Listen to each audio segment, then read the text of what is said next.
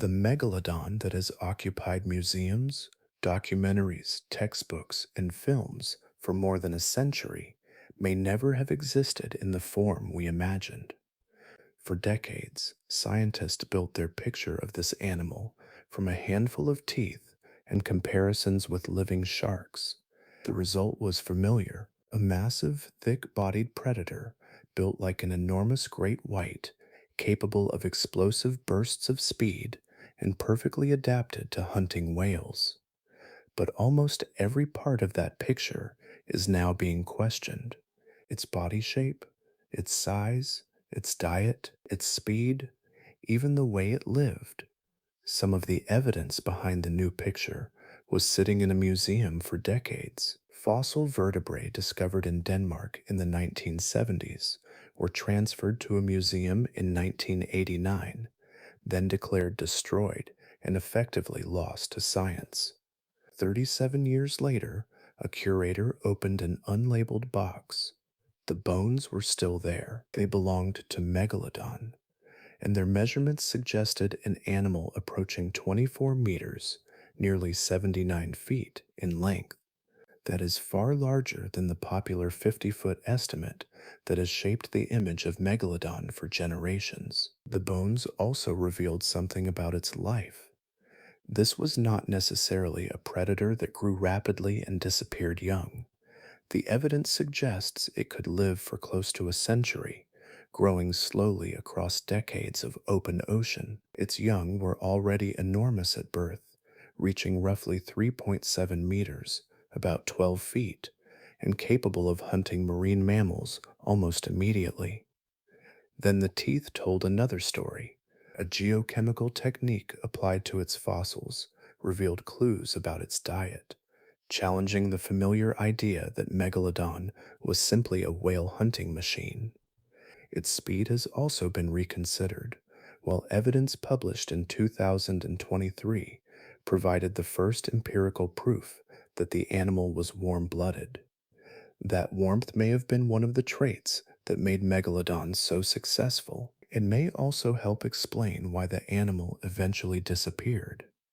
The more evidence scientists recover, the less familiar Megalodon becomes, and some of the bones responsible for that change were sitting in a box the entire time. In this story, we're going back to the fossils, chemistry, and anatomy behind Megalodon to find out what this enormous shark was really like and why the animal science is revealing now is so different from the one we've been picturing for more than a century. Before we continue, if you're enjoying this story, give the video a like and consider subscribing. And tell me in the comments, where are you watching from tonight? Now, let's see what the fossils actually reveal. A shark can disappear almost completely, leaving behind only the parts that were hardest to lose. For Megalodon, that distinction shaped every attempt to understand the animal because its body was constructed from a material that rarely survives long enough to become a fossil. Shark skeletons are made primarily of cartilage, a flexible tissue that bends rather than resisting pressure like bone. In the sea, exposed cartilage is vulnerable to decay and chemical breakdown. Once an animal dies and settles onto the seafloor, scavengers and microorganisms begin removing the softer tissues, while the surrounding water continues to work on the remaining framework. Unless burial happens quickly and conditions are favorable, most of that skeleton disappears before mineralization can preserve it. This creates an unusual imbalance in the fossil record. Megalodon lived across an enormous span of geological time, yet the physical evidence for its body is overwhelmingly concentrated in its teeth. Those teeth were built for repeated replacement, not preservation. During its lifetime, a shark could shed thousands of them, each falling away from the jaws and entering the sediment below. The enamel and dentine within those teeth were far more resistant to destruction than the cartilage surrounding them, allowing individual teeth to remain long after almost every other trace of the animal had vanished. A fossil tooth therefore carries an importance far beyond its size. Its serrations preserve the cutting architecture of the jaws. Its dimensions can provide clues about the animal that produced it. Its chemical composition can retain information about the water and food web surrounding the shark while the tooth was forming. Yet none of those clues gives researchers a complete body.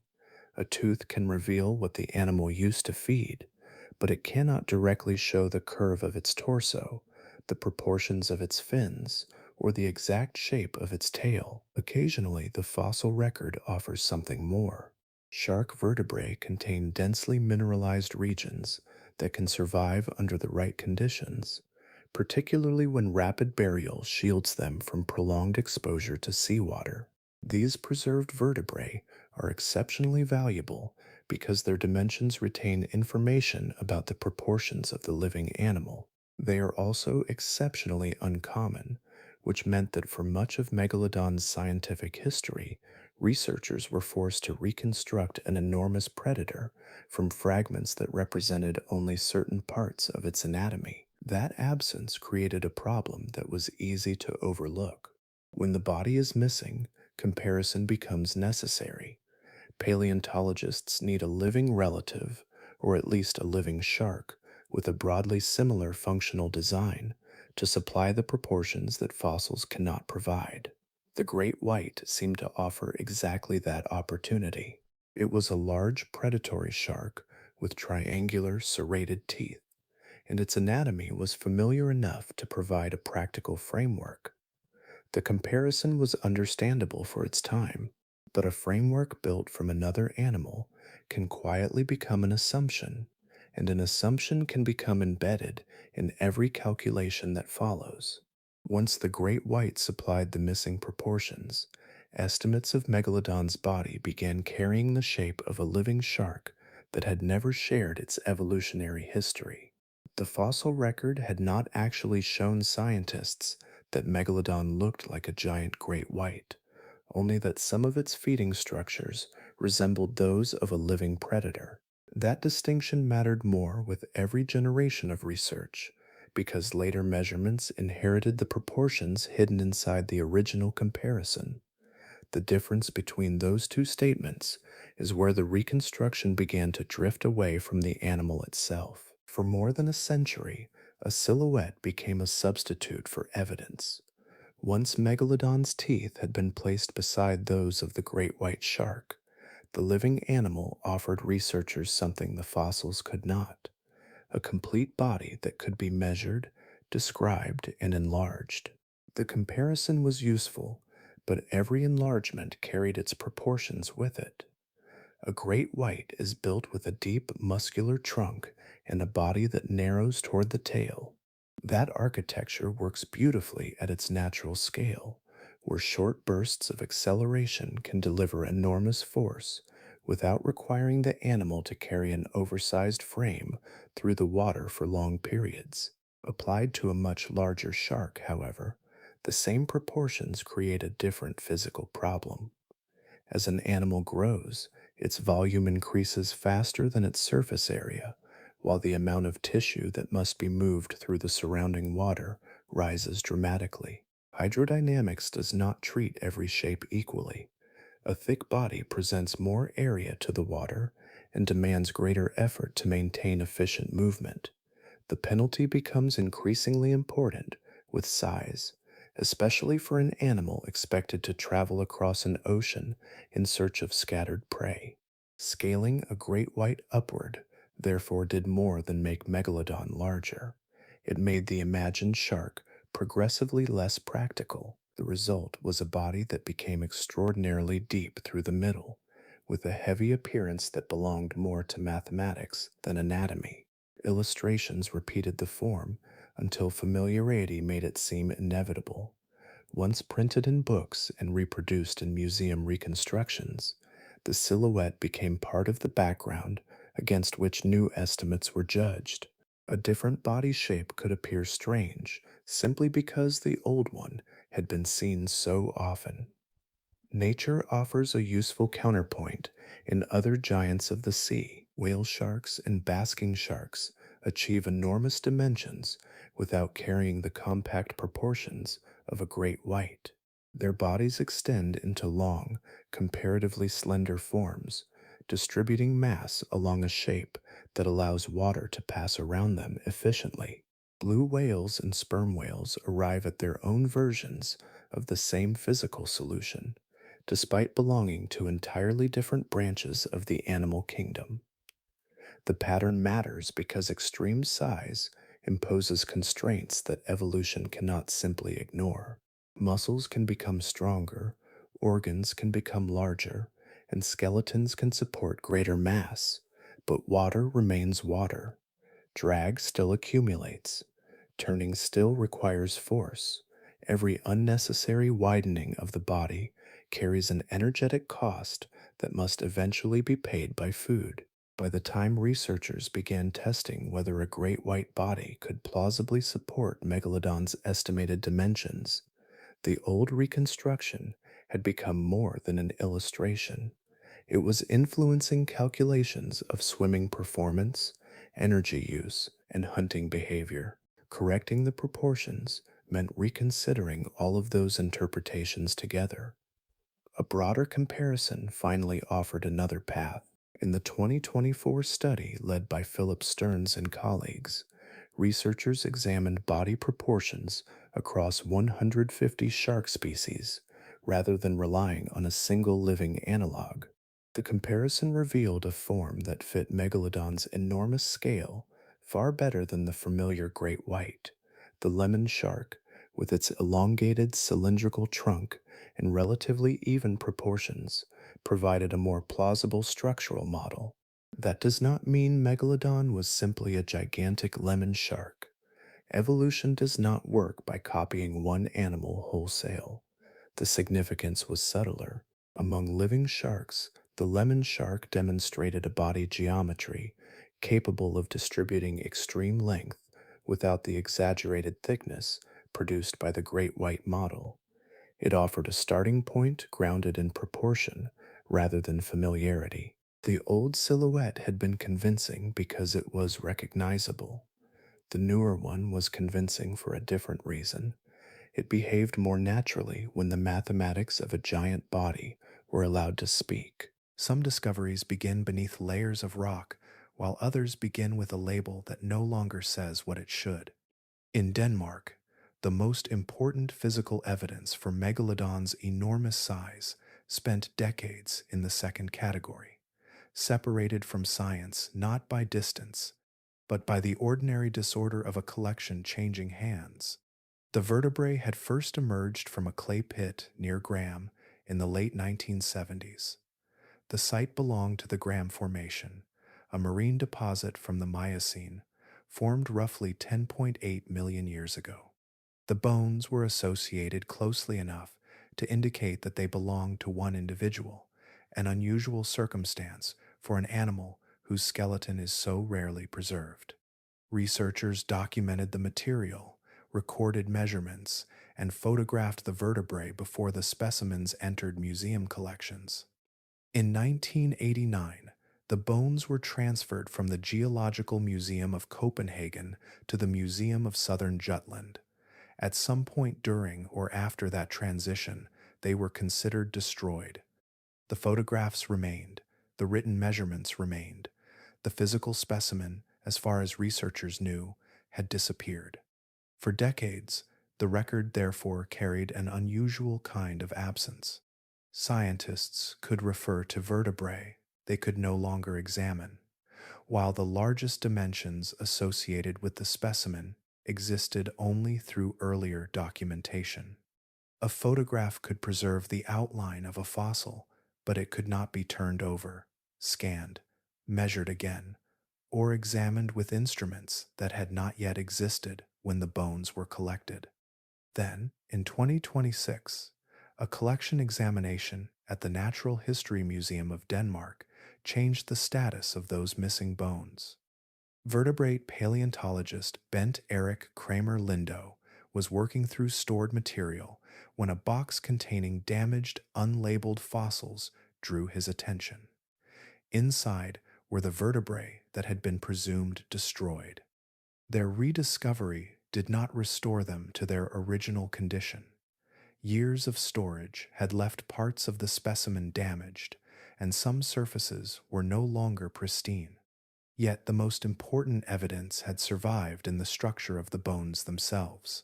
One vertebra measured 23 centimeters, about 9 inches, across. That diameter was extraordinary within the fossil record. It represented the largest vertebral measurement documented from Megalodon and, more broadly, the largest fish vertebrae known from the fossil record. The comparison with a great white becomes especially revealing here. Its largest known vertebrae reach only around 7 centimeters, about 3 inches, in diameter. The difference is not merely a larger version of the familiar shark. It is a physical record of a body operating at an entirely different scale. For Kenshu Shimada, who led the research, the discovery brought the evidence back into direct scientific reach. Instead of relying solely on photographs made decades earlier, researchers could once again examine the specimen itself, assess its proportions, and apply modern imaging methods to its internal structure. That last point matters because a fossil vertebra is more than a disk of mineralized tissue. Its growth layers preserve a record of the animal's development, while its dimensions provide a measurable connection between the hidden skeleton and the body that once moved through the sea.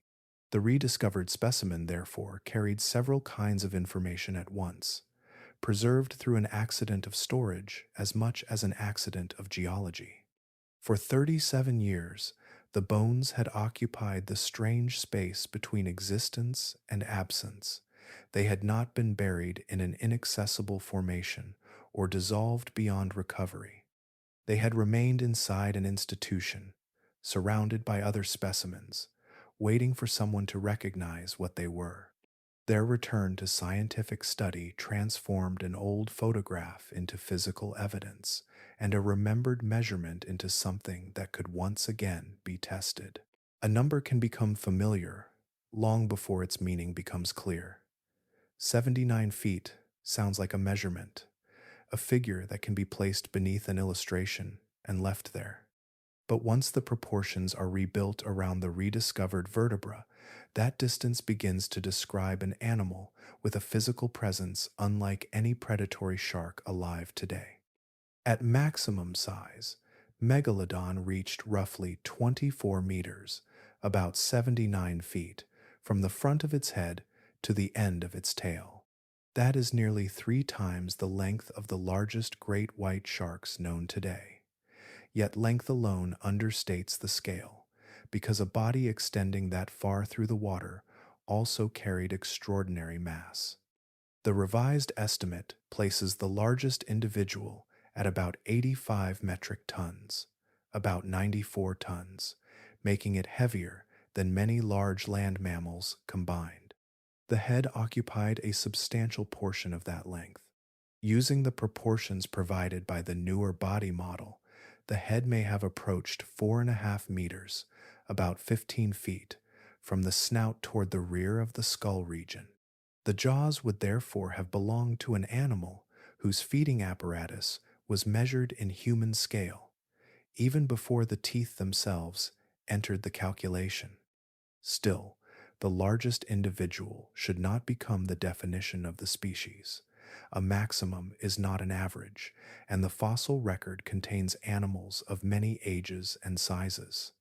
Most megalodons were probably considerably shorter, with many adults falling somewhere between 12 and 18 meters, about 39 and 59 feet, depending on age and sex. Even the lower end of that range describes an animal far beyond the dimensions of any living predatory shark. That distinction matters because size changes throughout an animal's life. A newborn and an old adult occupy different places in the ocean, encounter different prey, and impose different energetic demands on the surrounding ecosystem. Treating every megalodon as a 79-foot giant would erase that progression and make the species seem more uniform than the fossil evidence allows. There are also boundaries around what the measurements can tell us.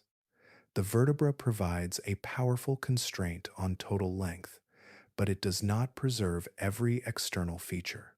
The exact outline of the fins remains uncertain. Their dimensions, attachment points, and proportions cannot be reconstructed with the same confidence as the vertebral column.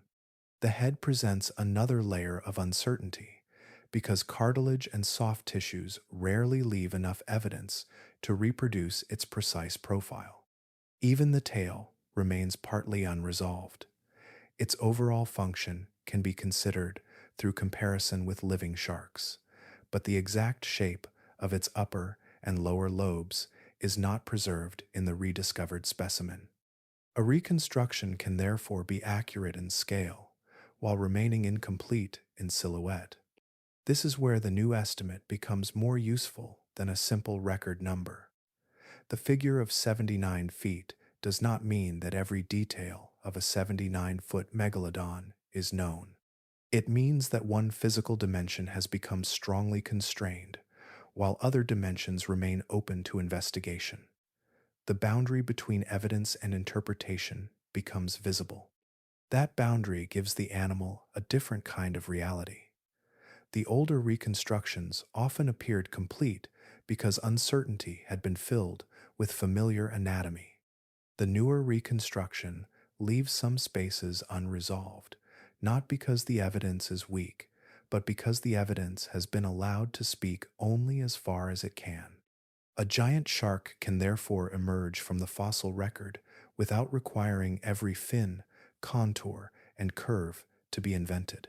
A vertebra can preserve a history that never appears on its outer surface. Within the fossilized structure, layers formed during Megalodon's growth remained arranged in sequence, giving researchers access to something the missing skeleton could not provide directly: time. Large shark vertebrae develop through repeated deposition of mineralized tissue around their centers. As the animal grows, these layers accumulate in bands, producing a pattern that can resemble the rings inside a tree.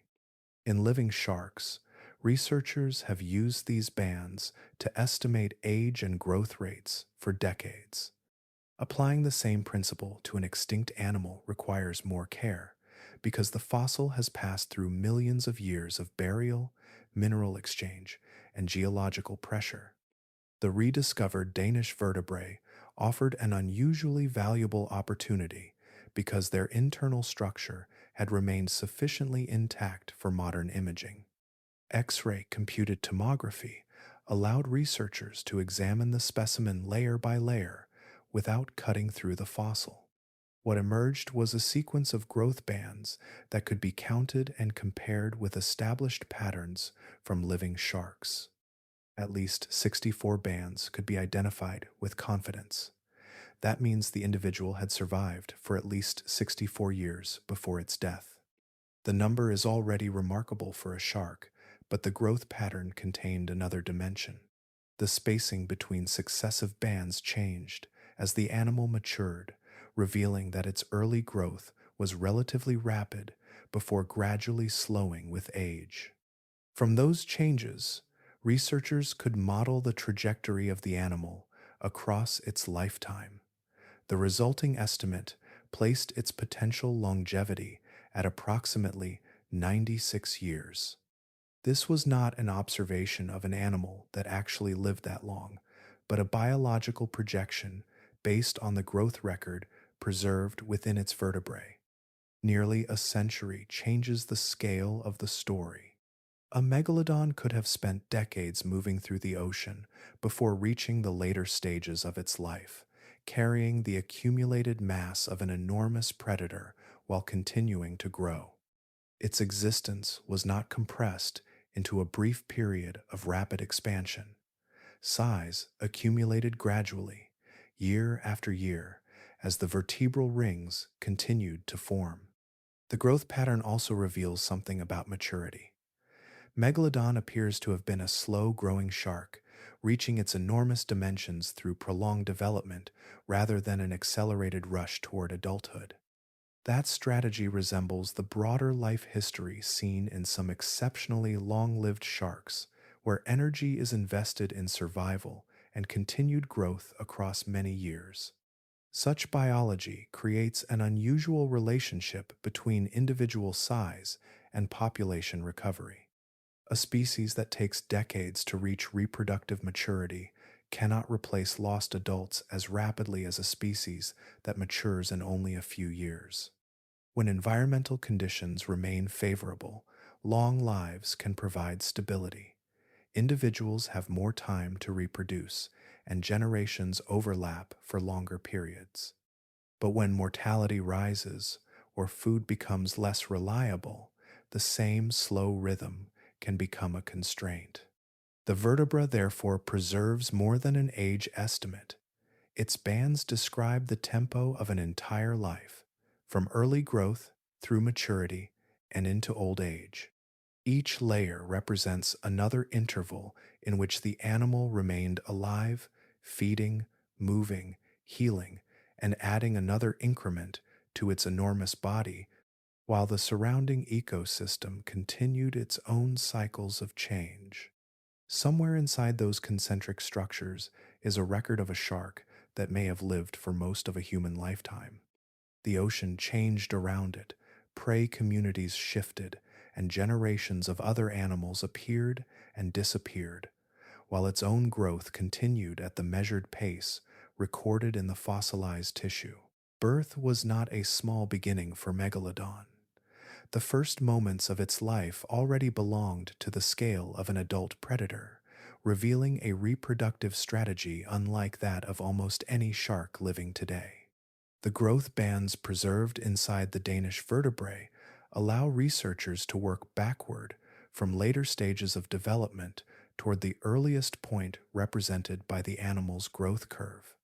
When those patterns are combined with size at age models from large lamniform sharks, the estimated newborn length reaches approximately 3.7 meters, about 12 feet. That is roughly the length of a large adult bull shark. Megalodon did not enter the ocean as a fragile animal measured in inches, spending years hidden from larger predators before becoming capable of hunting. Its body emerged already equipped with the dimensions of a substantial marine hunter. Growth began from an extraordinary starting point, and every additional year added to an animal that was already large enough to occupy a high position within its ecosystem.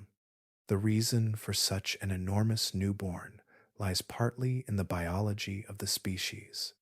Large shark embryos develop inside the mother, and in Megalodon's case, the young were probably born live after reaching a considerable size. Fossil evidence suggests that the pups were not confined to a prolonged stage of helplessness. Their earliest habitats appear to have been productive coastal waters where food was abundant and shallow conditions offered some protection from larger marine predators. Several fossil localities preserve clues to those nursery environments. In Panama, the Canary Islands, and South Carolina, fossil whale bones bear feeding traces consistent with attacks by juvenile megalodon. The marks matter because they connect the young animals with prey that was itself substantial. These were not years spent waiting for adulthood before entering the wider food web. The transition into predation appears to have begun early. The same pattern becomes more interesting when viewed beside the remains associated with the Danish individual.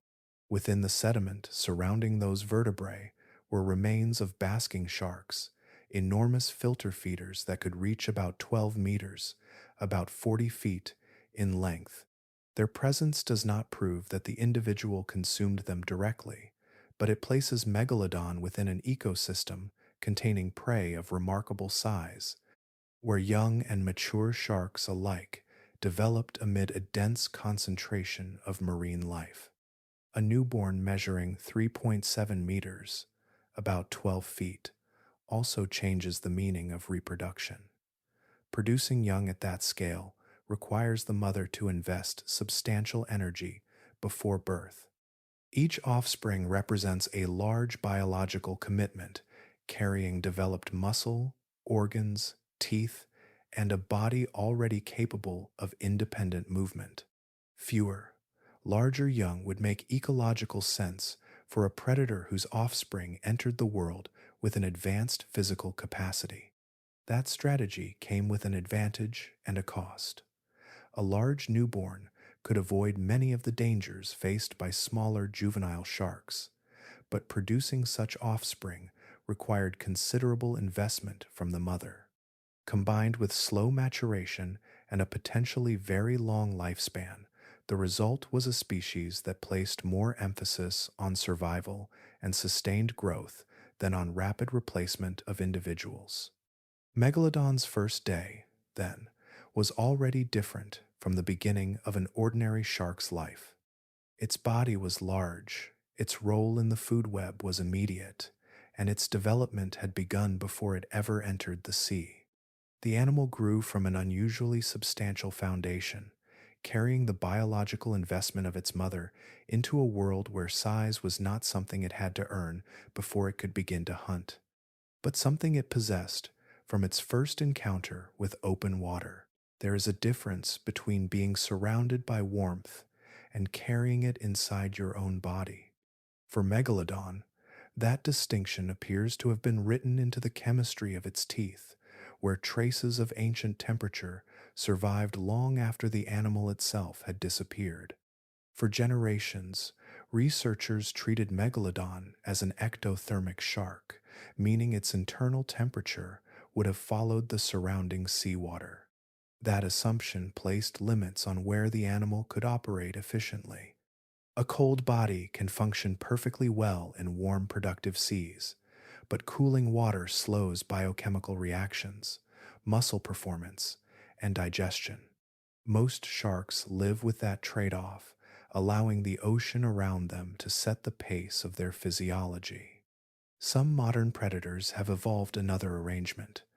Great white sharks and shortfin makos can retain heat generated by their muscles, keeping parts of the body warmer than the water around them.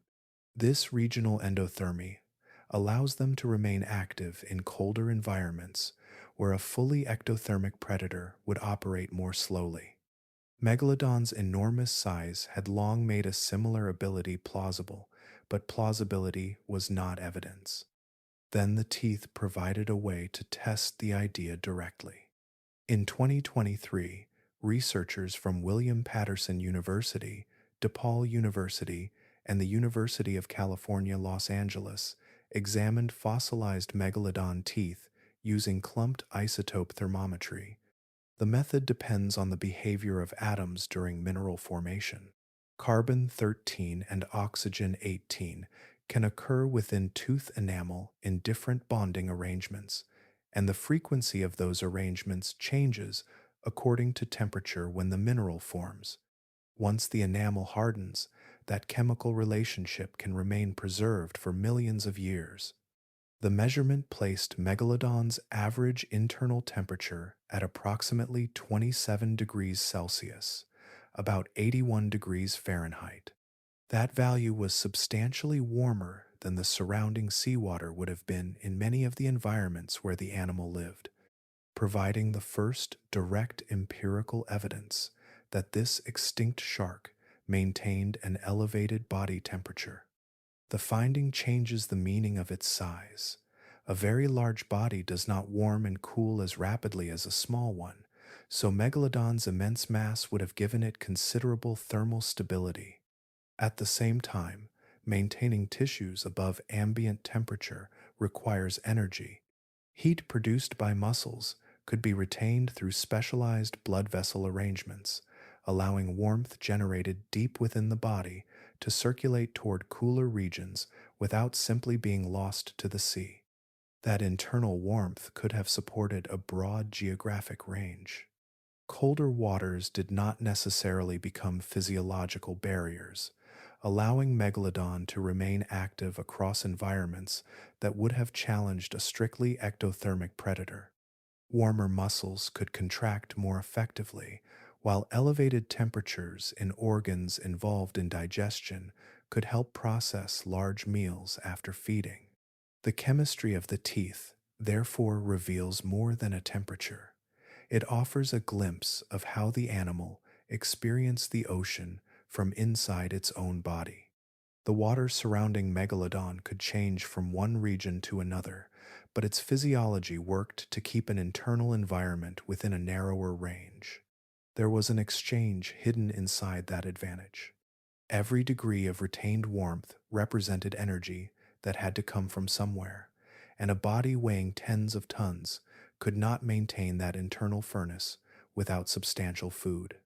Endothermy gave Megalodon greater freedom in the ocean, but it also tied that freedom to a continuous supply of energy. The ancient teeth preserve that balance in chemical form.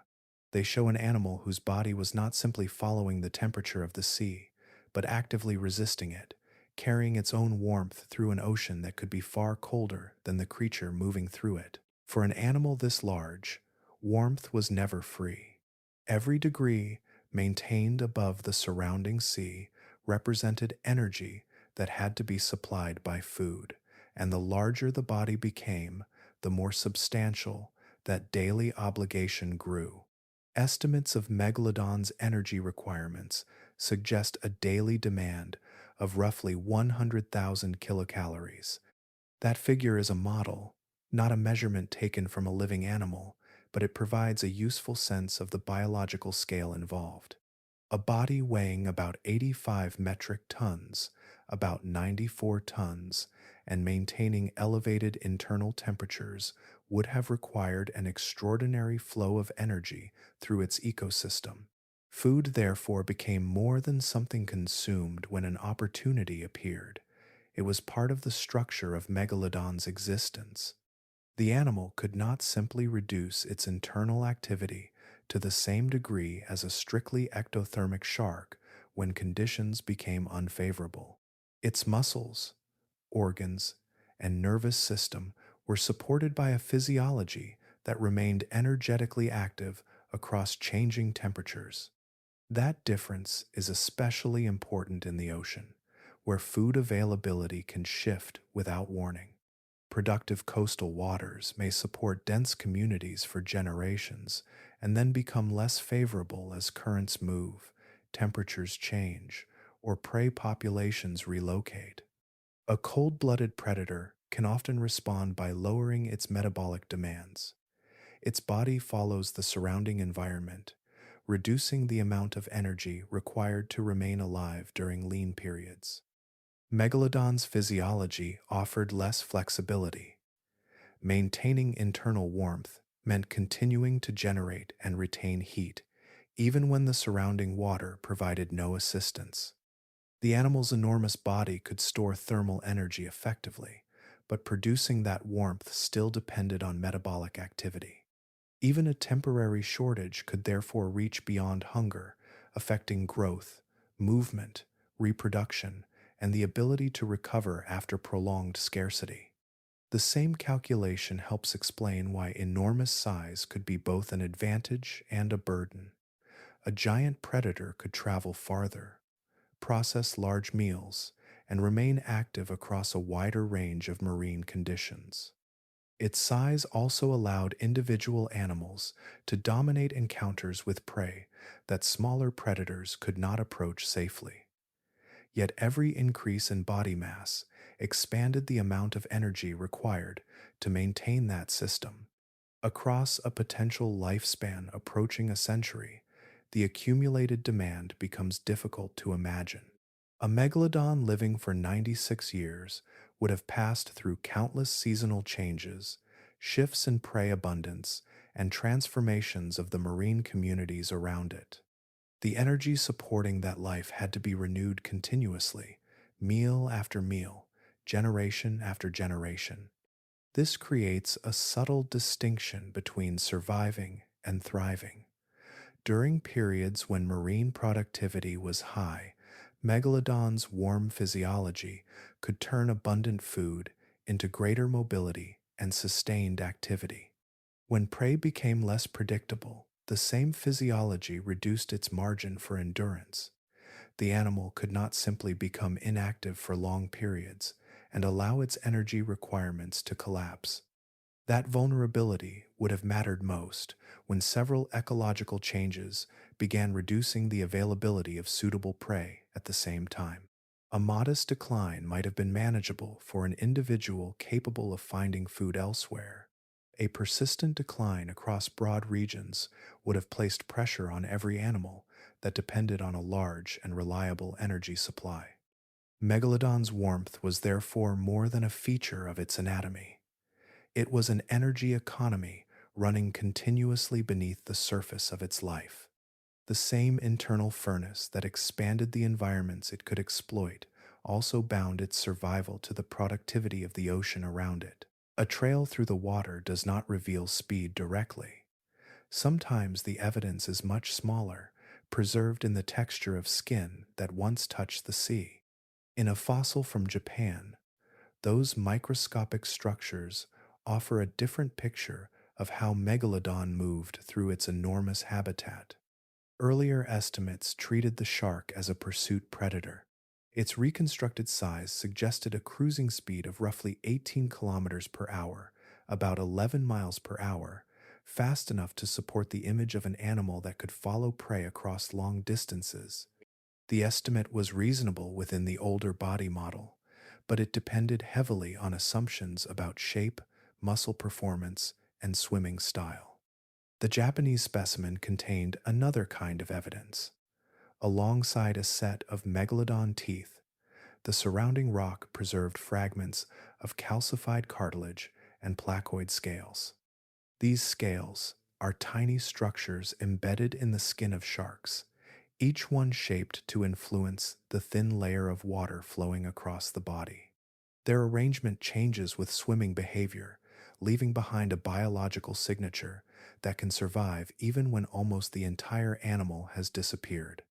In sharks adapted for rapid, sustained swimming, the scales tend to carry narrow ridges that help manage water flow along the body surface. These structures reduce turbulence and drag during faster movement. Sharks built more for ordinary cruising show a different arrangement, with broader features and less specialized ridging. The distinction is subtle to the eye, but under magnification, it becomes a record of the animal's relationship with the water. The megalodon scales from Japan lacked the narrow keel structures associated with highly specialized fast swimmers. Their proportions instead resembled those of sharks, adapted for more moderate, economical movement. That evidence does not suggest that Megalodon was incapable of acceleration. It suggests that speed was not the central design principle governing its everyday movement. This fits naturally with the revised body proportions. A long, cylindrical body creates less unnecessary resistance than the deep, heavily built form produced by scaling up a great white. Such a shape is well suited to covering distance without constantly spending energy on rapid acceleration. For an enormous predator living in an ocean where meals could be separated by great stretches of water, efficiency would have considerable value. The hunting strategy that emerges is therefore more measured. Megalodon could cruise through open water at a sustainable pace, allowing its body to carry it across large areas while conserving energy. When a suitable prey animal came within range, the final approach could become much faster, concentrating muscular effort into a short interval rather than extending it across a prolonged chase. That distinction changes the character of the hunt. A pursuit predator spends energy keeping pace with another moving animal. An ambush predator allows distance and timing to do more of the work. Megalodon's enormous body could move steadily until its position, its prey, and the geometry of the encounter aligned. The decisive acceleration came at the end, where a brief expenditure could produce a much larger return. The energy budget makes this strategy especially coherent. Maintaining a warm body at such immense size already required a continuous supply of food. Long periods of high speed would have increased that cost without guaranteeing a successful capture. Efficient travel between feeding opportunities would therefore have been more economical, leaving a greater share of the animal's energy available for growth, digestion, reproduction, and the short bursts that mattered most. The Japanese fossil does not preserve a chase, it preserves something more fundamental: the surface of a shark built to move through water without wasting every moment in pursuit. In those tiny scales, the ancient animal's preferred pace survives as a pattern, suggesting that its enormous size was paired not with constant speed, but with careful economy of motion. A tooth marks the beginning of the final movement. Before muscle, before impact, before the jaws closed, the shape of Megalodon's teeth had already determined what kind of wound the animal could create. Each tooth carried a broad triangular crown, reinforced by a heavy root and bordered by fine serrations. These edges were not ornaments. They formed a continuous cutting surface, capable of opening tissue while the jaw moved through it.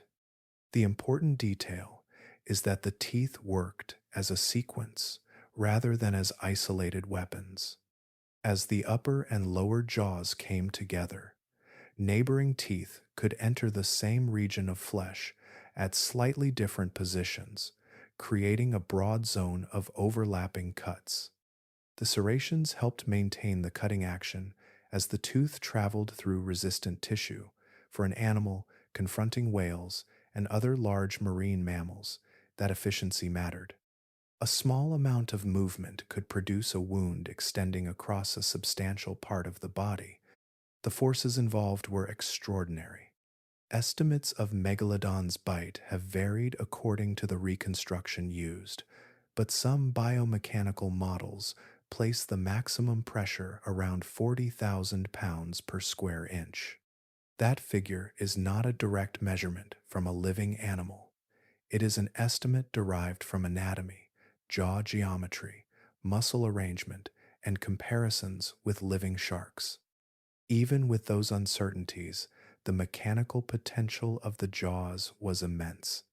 Yet raw force alone does not explain the hunting strategy. Fossil whale bones preserve another clue in the locations of their injuries. Some wounds appear around the chest, where damage could interfere with respiration and movement. Others occur near the pectoral fins or the tail, structures essential for maintaining control and propulsion. A bite in one of these places could change the behavior of an enormous prey animal without requiring an immediate fatal wound. That distinction becomes especially interesting when healed injuries are considered. Some whale fossils carry bite marks surrounded by remodeled bone, evidence that the animal survived long enough for its skeleton to begin repairing itself. The marks, therefore, preserve more than contact between tooth and bone. They record an encounter that continued beyond the instant of impact. A possible pattern emerges from these wounds. Megalodon could have delivered a powerful bite, withdrawn, and allowed the injured animal to lose strength before approaching again. Such a strategy would reduce the need for prolonged physical struggle. Instead of wrestling continuously with a powerful prey animal, the predator could use the initial injury to alter the balance of the encounter. The serrated teeth were particularly suited to this kind of attack. Their edges could cut through thick layers of tissue, while their triangular shape provided enough structural strength to resist the forces generated during closure. Unlike teeth specialized mainly for piercing, they were shaped for removal as much as penetration, allowing sections of flesh to be taken away with each movement of the jaws. This also explains why Megalodon's teeth became such important fossils. A tooth is not merely evidence that a giant shark once passed through an ancient sea. Its dimensions preserve information about jaw architecture, feeding mechanics, growth, and the changing demands placed on the animal across its lifetime. Wear and breakage can reveal how the teeth were used, while their abundance allows researchers to compare individuals across enormous stretches of geological time. The creature itself vanished long ago, but the architecture of its bite remains distributed through stone. Each serration, each fracture, and each healed mark preserves part of an encounter that lasted only moments. Together they transform a set of fossil teeth into a record of motion, force, and survival, written into the remains of the animals that once shared the same ocean. A fossil tooth can preserve the chemistry of an ocean long after the water that surrounded it has vanished. Within the enamel, elements absorbed during growth remain locked into a microscopic record of feeding. For Megalodon, that record offered something the skeleton could never provide: a glimpse of where the animal stood within the living network of the Miocene Sea. Zinc was especially useful because its isotopes move through ecosystems in measurable patterns. At lower levels of a food web, zinc isotope ratios tend to retain more of the heavier zinc isotope. As predators consume other animals, the balance shifts, producing a chemical gradient that can be compared between species. The pattern is subtle, but preserved enamel can hold enough of it to reveal the approximate trophic position of an extinct animal. When researchers applied zinc isotope analysis to megalodon teeth, the result confirmed its place near the highest level of the marine food web. That alone was consistent with the animal's size and anatomy, but the more interesting signal came from differences between individual teeth. The chemistry did not point toward a predator restricted to one narrow type of prey or one particular habitat. Instead, it suggested an animal capable of drawing energy from several parts of a complex coastal ecosystem. The evidence came from fossil deposits in southern Germany, including material from Sigmaringen and Passau. During the Miocene, these regions bordered productive marine environments where sharks, rays, bony fish, and marine mammals occupied overlapping food webs. Such waters could support large predators because energy entered the system at many levels, moving from microscopic producers through increasingly substantial animals. A tooth developing in that environment would record more than the moment when its owner made a successful hunt. Enamel formed gradually, and the chemical composition incorporated during development reflected the food available to the growing shark. Different teeth could therefore preserve different chapters of its life, especially when they formed at different ages or under changing ecological conditions. That matters because a predator at the top of a food web does not necessarily live on one species. Large marine hunters can shift between prey as seasons, migrations, abundance, and local conditions change. A young animal may feed within one part of the ecosystem, while a mature individual occupies another. Megalodon's immense size would have expanded that flexibility, allowing it to interact with prey communities spread across broad coastal regions. The German teeth also add a geographical dimension to the chemical record. They were formed millions of years ago, in seas that no longer exist in their ancient form. Yet the isotopes still retain traces of the ecological position occupied by the shark. The surrounding landscape has changed, coastlines have moved, and entire communities have disappeared, while a thin layer of mineralized enamel continues to carry information about how energy moved through that vanished world. This is one of the remarkable qualities of fossil chemistry.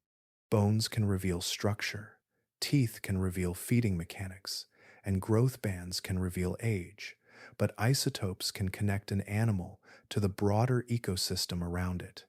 In Megalodon's case, the chemical fingerprint shows that its dominance was not simply a consequence of having enormous jaws.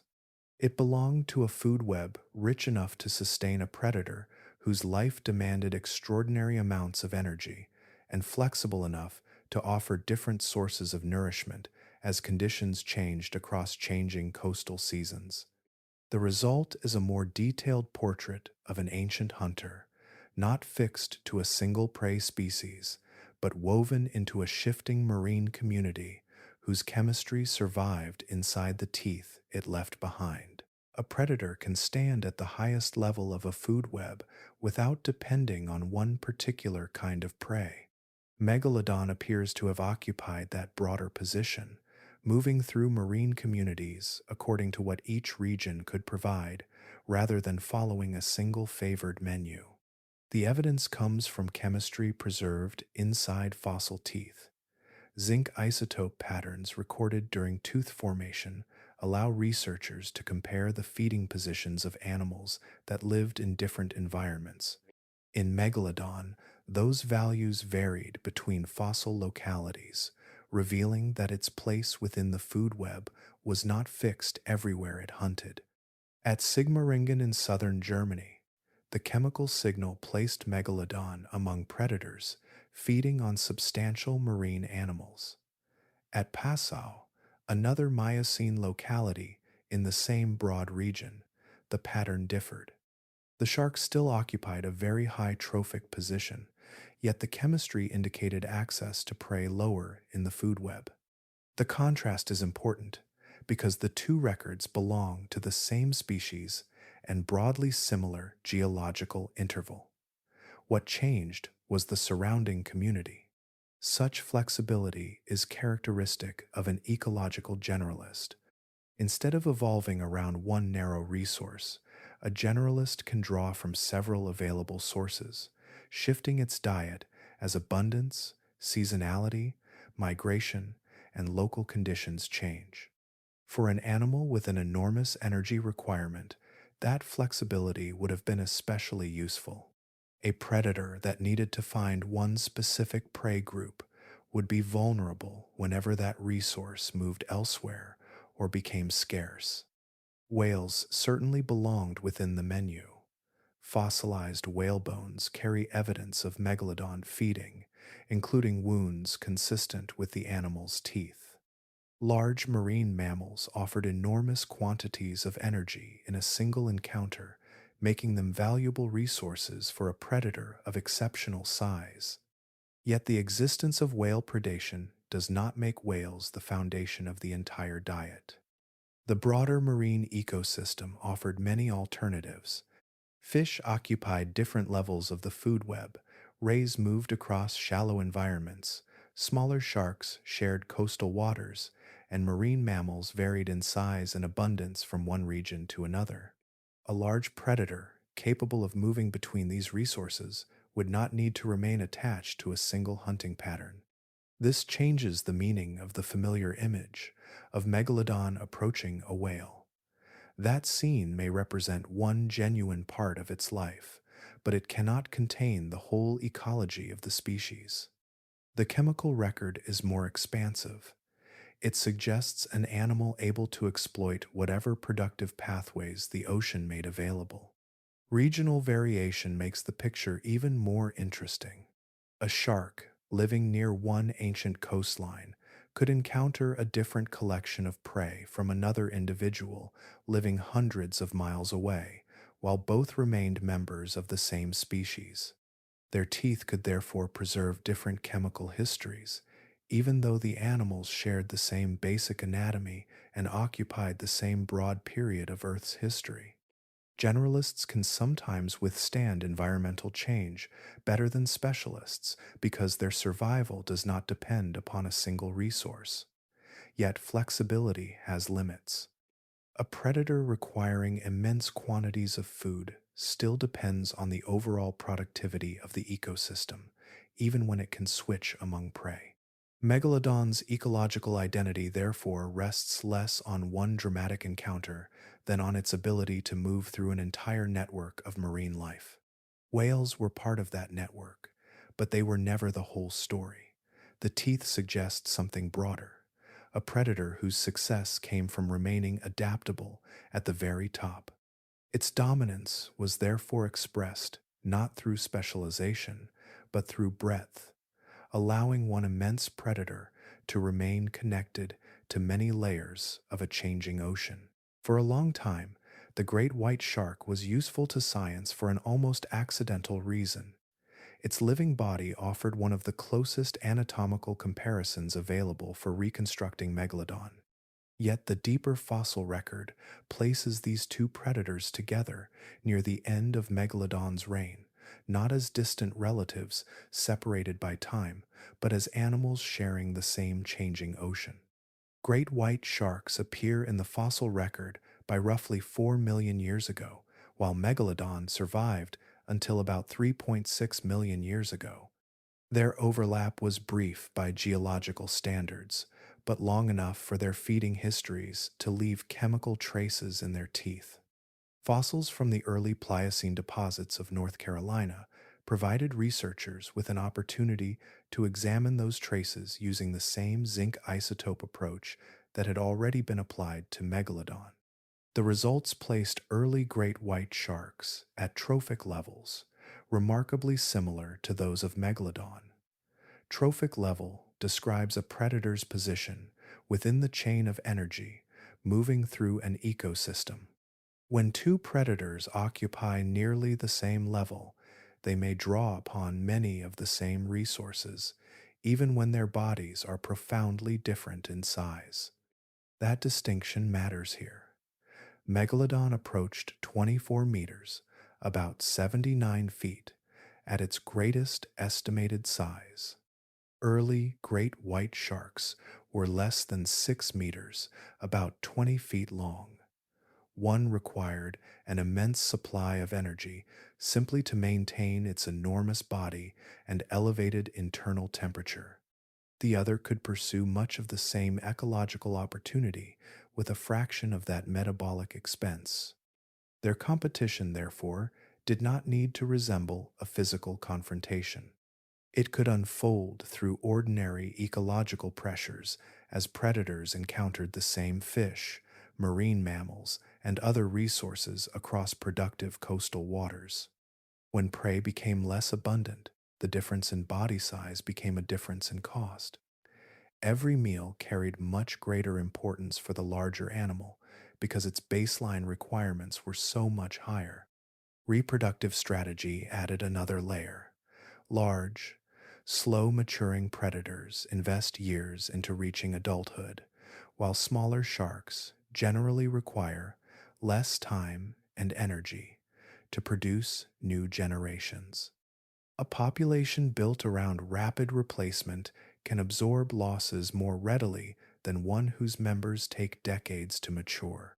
The contrast becomes especially important when environmental conditions shift repeatedly rather than changing only once. The great white did not need to defeat Megalodon directly. Its advantage could emerge through thousands of ordinary encounters with the same shrinking pool of resources. A smaller predator that needed less food could remain viable, where a giant predator faced increasingly difficult arithmetic. The competition was ecological rather than theatrical, measured in energy, reproduction, and access to prey.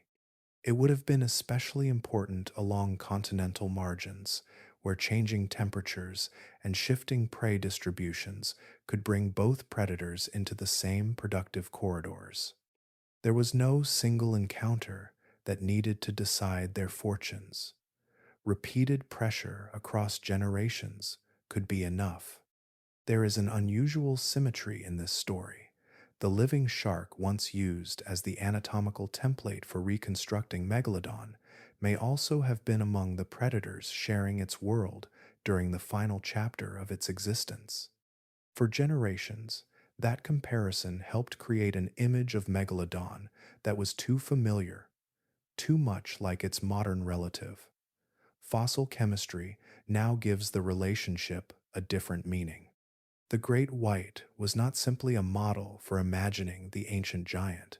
It was part of the same changing marine community, occupying a similar place in the food web while carrying a far smaller biological cost. As the ocean's resources shifted, that difference could become more consequential than size itself. Extinction rarely arrives as a single event. In the case of Megalodon, the evidence points instead towards several changes unfolding across the same broad stretch of geological time, gradually reducing the conditions that had supported such a large predator. None needed to be catastrophic by itself. Together, they altered the balance between energy, prey, reproduction, and habitat. For decades, cooling oceans were treated as the central explanation. Yet, a study from the University of Zurich examining 200 fossil occurrences found no statistically significant relationship between megalodon abundance and water temperature. The pattern was more complicated than a simple response to warming or cooling. Temperature changed, but the fossil record did not follow it in the straightforward way the old explanation required. Geography provides another part of the pattern. At its greatest extent, Megalodon occupied an enormous range, with fossils known from regions surrounding the Atlantic, Pacific, and Indian Oceans. Over time, that broad distribution contracted. Populations disappeared from some higher latitude regions, leaving the species increasingly associated with warmer tropical and subtropical waters. A predator once spread across much of the world's oceans was gradually losing the geographic freedom that had helped sustain it. At the same time, the marine food web was being reorganized. Baleen whales were changing in abundance and distribution as ocean circulation shifted and productive coastal environments changed. These whales were not merely large animals swimming through the same water. They belonged to an ecosystem whose productivity depended upon nutrient movement, seasonal mixing, and the availability of concentrated food. When those conditions changed, the consequences moved upward through the food web. Other predators were changing with them. Early members of the killer whale lineage were becoming increasingly capable marine hunters, while great white sharks appeared within the same broad period and occupied trophic positions that overlapped with Megalodon. Neither competitor needed to defeat the giant shark directly. A changing ecosystem could simply offer less of the prey Megalodon required while providing smaller predators with opportunities that demanded less energy. That difference mattered because Megalodon's physiology left little room for prolonged scarcity. Its elevated body temperature required a substantial and continuous energy supply.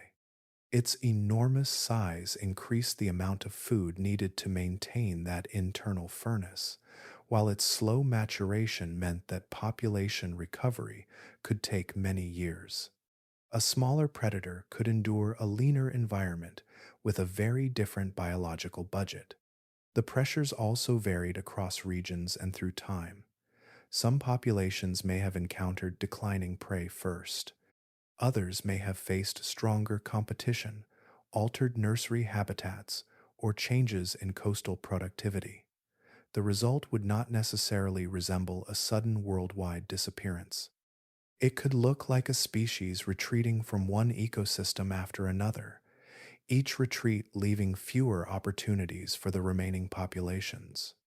Nursery grounds would have mattered as well, because young animals required productive coastal environments before reaching the enormous adult sizes that defined the species.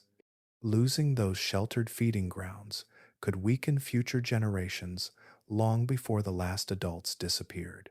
This is why the extinction is better understood as convergence. Climate was part of the background, but not the whole explanation. Prey redistribution narrowed the food supply. Competitors occupied overlapping ecological space. Geographic contraction, reduced refuge, and feeding opportunities.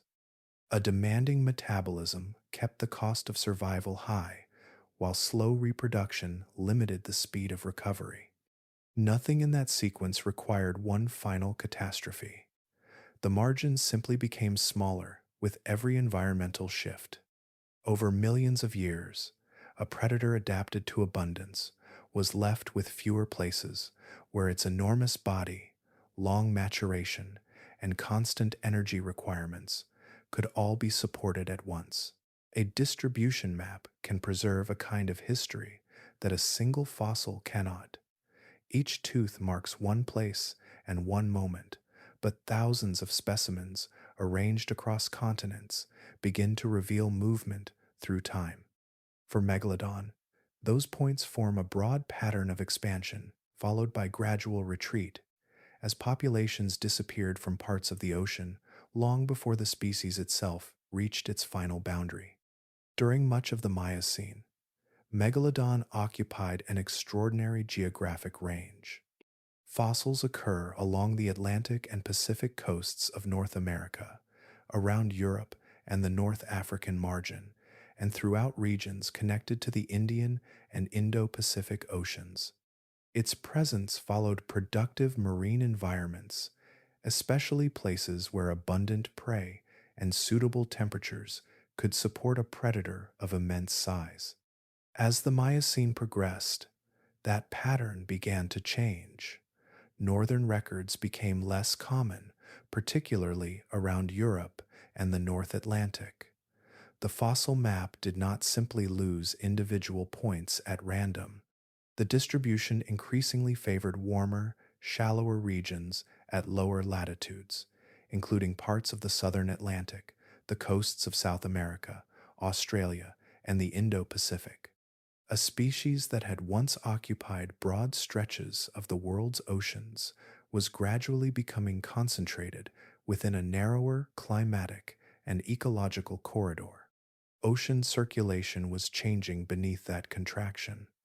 Around 3.5 million years ago, the Central American Seaway closed as the land connection between North and South America became established. The event altered the movement of seawater between the Atlantic and Pacific, changing patterns of temperature, salinity, and circulation across both basins. Those changes affected the distribution of nutrients and the locations where ocean productivity could concentrate. For a predator dependent on enormous quantities of food, such rearrangement mattered even when the water itself remained suitable. Prey could migrate away from traditional feeding grounds. Nursery habitats could become less productive. Coastal zones that had once concentrated marine life could shrink in importance as currents shifted.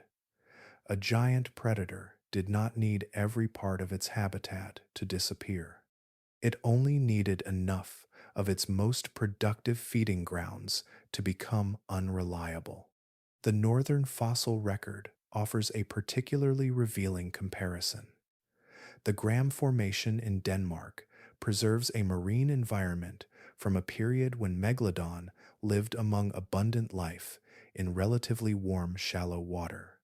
The sediment contains the remains of many organisms that formed part of a productive coastal ecosystem.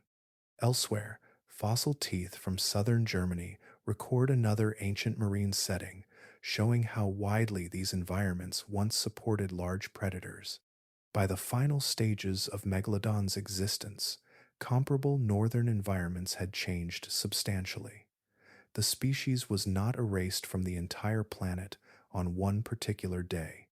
Its range contracted as local populations disappeared, leaving increasingly distant populations separated by larger stretches of unsuitable or less productive habitat. Each lost region represented more than empty space on a map. It represented another feeding ground, nursery area, or migratory pathway removed from the network that had sustained the species. This makes the geography of extinction feel almost like a shoreline withdrawing from an island.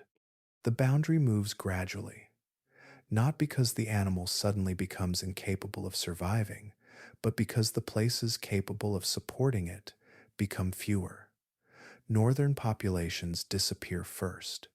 Tropical and subtropical refuges remain longer. Eventually, even those remaining environments cannot provide enough continuity between prey, breeding grounds, and suitable conditions. The fossil map therefore records more than the locations where Megalodon was found. It preserves the outline of a shrinking world, showing how a global predator became increasingly restricted before its final disappearance. By the time the last populations vanished, much of the geographic retreat had already happened, written across ocean basins in scattered teeth and fragments of ancient marine sediments. The great white occupies an unusual place in the history of Megalodon.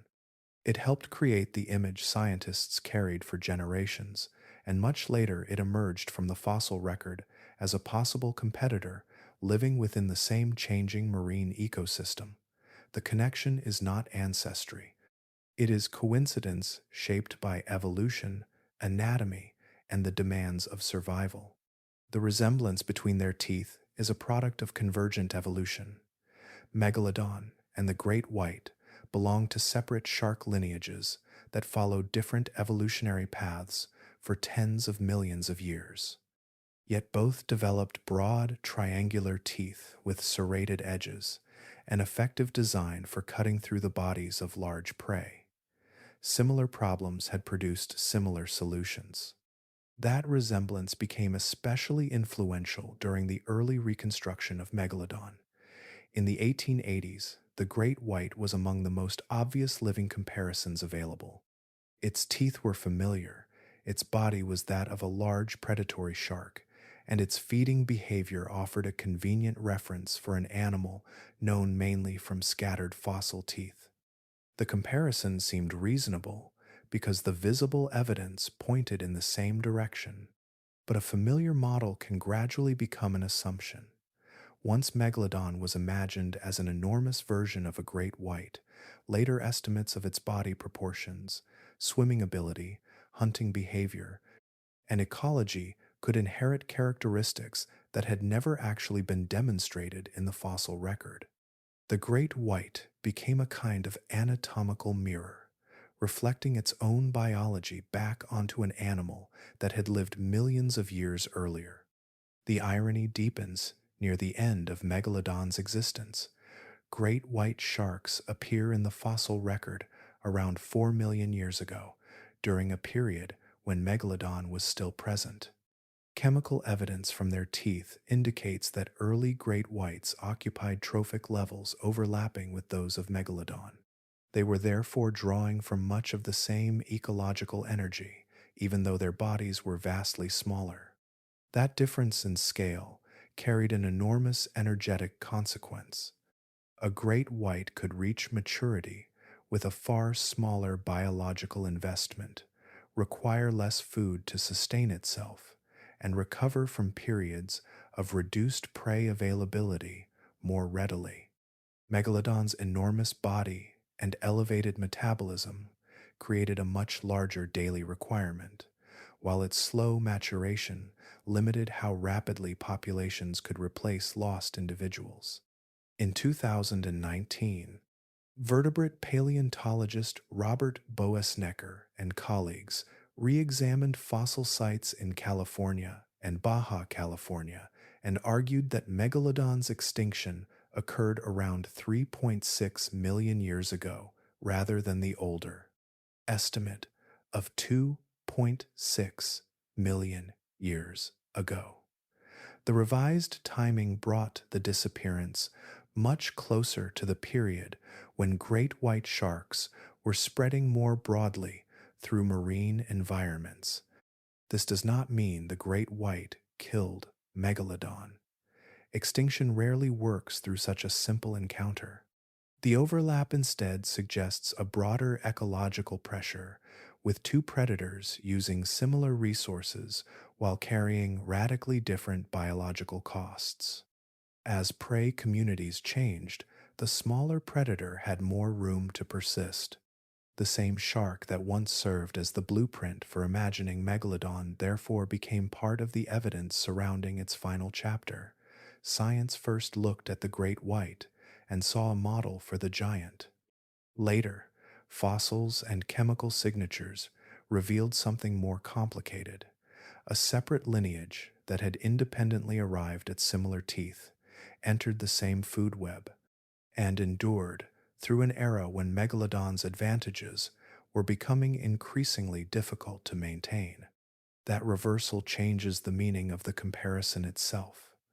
The great white was never a smaller megalodon waiting to inherit its place.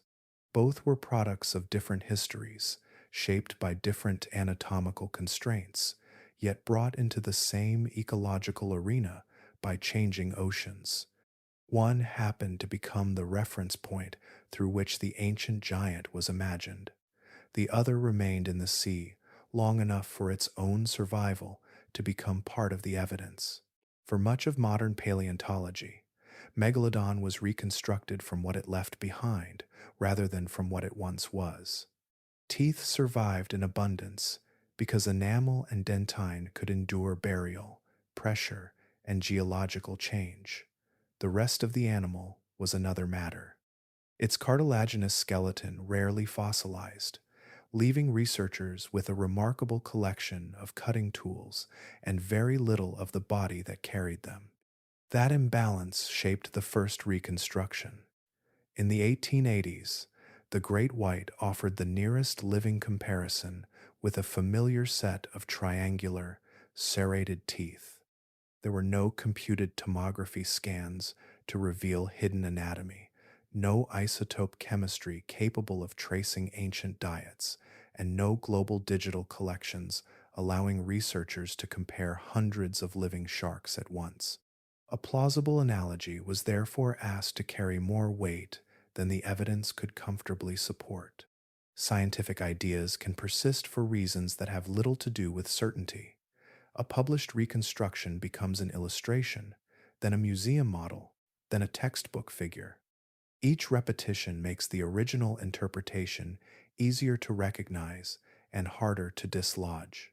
Later studies may inherit its measurements as starting points, building new calculations on foundations that were themselves based on comparison rather than direct evidence. Over time, an estimate can begin to look like an observation. Megalodon's fossil record was especially vulnerable to this effect because its missing anatomy created enormous room for inference. A tooth could establish feeding capability, but not the precise dimensions of the body that carried it. A bite mark could reveal contact with prey, but not the entire sequence surrounding the attack. Even the distribution of fossils could show presence without explaining the conditions that allowed a population to persist there. The correction began when different kinds of evidence started meeting at the same biological problem. Researchers examined vertebrae to estimate body proportions. Hydrodynamic models tested whether those proportions could move efficiently through the ocean. Comparative studies drew on 150 living shark species, allowing body form and swimming performance to be evaluated across a much broader range than the old great white comparison permitted. Then the teeth themselves began yielding information that their appearance could never provide. Placoid scales, preserved with a Japanese specimen, offered clues about swimming behavior. Zinc isotope measurements recorded something of the ancient food web inside mineralized dental tissue. These methods did not depend on one another, and that independence mattered. Each approached Megalodon from a different direction, yet their results increasingly pointed toward the same broad revision. The significance lies less in replacing one giant shark shape with another than in changing how the animal is reconstructed. Modern paleontology can now treat the fossil as a collection of separate evidence streams rather than a prompt for a single visual analogy. Anatomy, physics, chemistry, ecology, and geography can constrain one another. Where one record is incomplete, another may supply a boundary. This is why the newer picture carries more weight than an isolated correction. It does not rest on one dramatic measurement or one celebrated specimen. It emerges from several independent methods converging on a body, metabolism, movement, diet, and ecological history that the old reconstruction could not accommodate. Yet the older image remains remarkably persistent. Museum displays, educational illustrations, and popular references often preserve the familiar great white-shaped giant, even as research has moved beyond it. The fossil record has changed only in the sense that we have learned to read it differently. What once looked like a nearly complete portrait was really a handful of surviving pieces, waiting for better methods to reveal how much had been missing. Megalodon has become strangely resistant to revision. The animal preserved in modern memory is not necessarily the animal preserved in the fossil record, but a version assembled from a century of illustrations, museum displays, films, toys, and repeated visual shorthand. Once an extinct creature becomes familiar enough, the familiar shape can begin to feel like evidence of its own.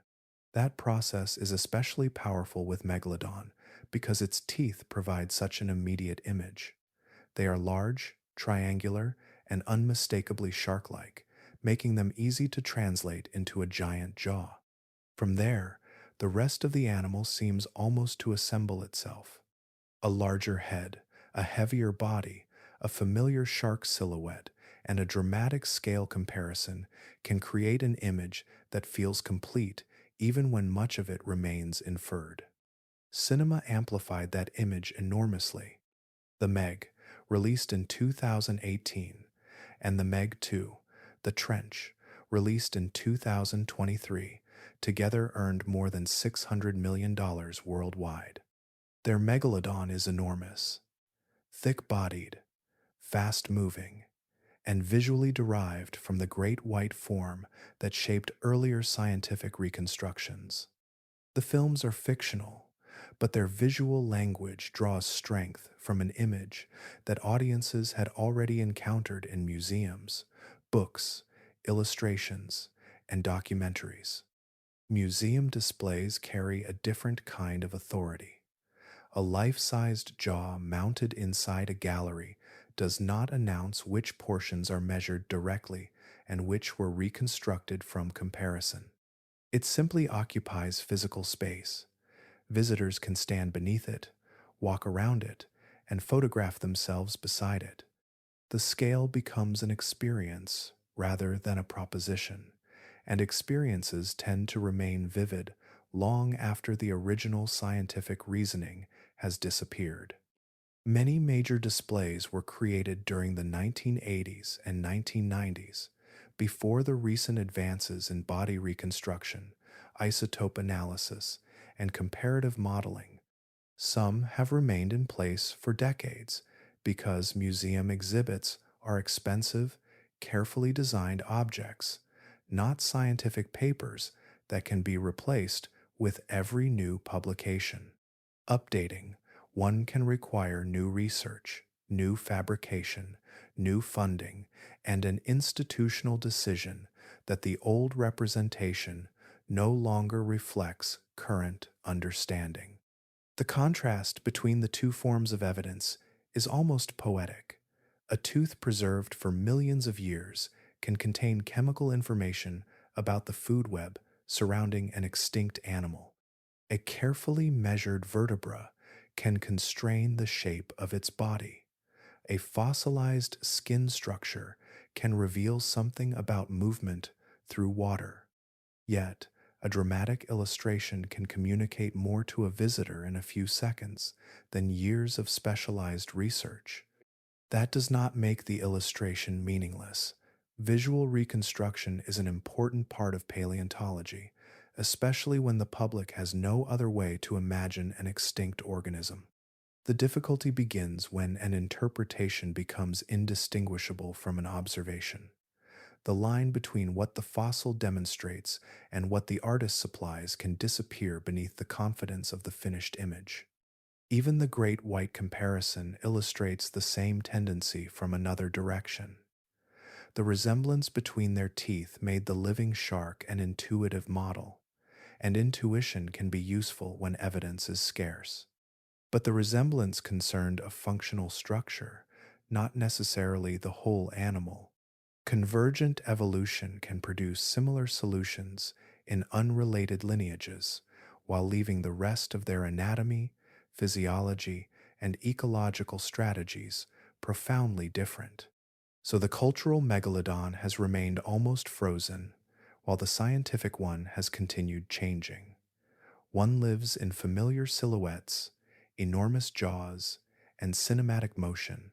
The other is emerging from vertebrae, tooth chemistry, hydrodynamic models, and fragments of ancient skin. Between those two versions lies a deeper lesson about extinction itself. The fossil animal cannot correct its own portrait. Each generation has to decide whether the picture in its mind still belongs to the evidence beneath its feet. There are places where Megalodon's story continues to emerge without warning, not from a museum drawer or a carefully planned excavation, but from ordinary changes along a coastline. In August 2026, a family visiting Sea Isle City, New Jersey, discovered a tooth measuring about 10 centimeters, about 4 inches in length, lodged within a rock crevice exposed at low tide. Researchers at the Cape May Whale Watch and Research Center identified it as a genuine megalodon specimen, a remnant of an animal that disappeared millions of years before the shoreline beneath their feet took its modern form. The circumstances of its arrival were almost as interesting as the tooth itself. A beach replenishment project had taken place the previous month, moving sediment dredged from offshore areas onto the coast.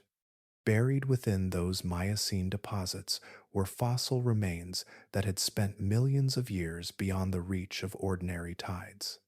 The machinery did not create the discovery. It simply shifted material that geological processes had been holding in place, bringing an ancient object into a world where a child could notice its dark, familiar shape among much younger stones. That tooth may have begun its long history somewhere between 3.6 and 20 million years ago, depending on the age of the sediment that enclosed it. During that immense interval, coastlines moved, seas advanced and retreated, and entire communities of marine life appeared and disappeared. The tooth itself remained chemically and physically durable enough to survive those transformations. Its original owner vanished, but the hardest part of its feeding apparatus endured. Far offshore, another kind of preservation takes place on the floor of the deep ocean. Megalodon teeth can descend through the water column after being shed or released from a carcass, eventually reaching regions where sunlight never penetrates. There they may become incorporated into polymetallic nodules, mineral structures that grow at rates measured in only a few millimeters, about a fraction of an inch, over 1 million years. Such a tooth can become part of a geological process so slow that the boundary between fossil and mineral formation begins to blur. In 2026, exploration around the Cook Islands documented megalodon teeth associated with these abyssal mineral formations. Their presence adds another dimension to the fossil record because the ocean floor does not preserve the animal in the same way as a coastal deposit. Instead, the teeth become part of a sedimentary landscape shaped by immense spans of time, while the ecosystems above them undergo repeated transformation. A tooth resting on the seabed may outlast countless generations of animals that once occupied the waters overhead. Currents shift sediment around it, minerals accumulate across its surface, new layers settle above the old ones, and the tooth becomes increasingly separated from the living world that produced it. Then, under the right combination of erosion, dredging, changing coastlines, or geological movement, that separation can suddenly end.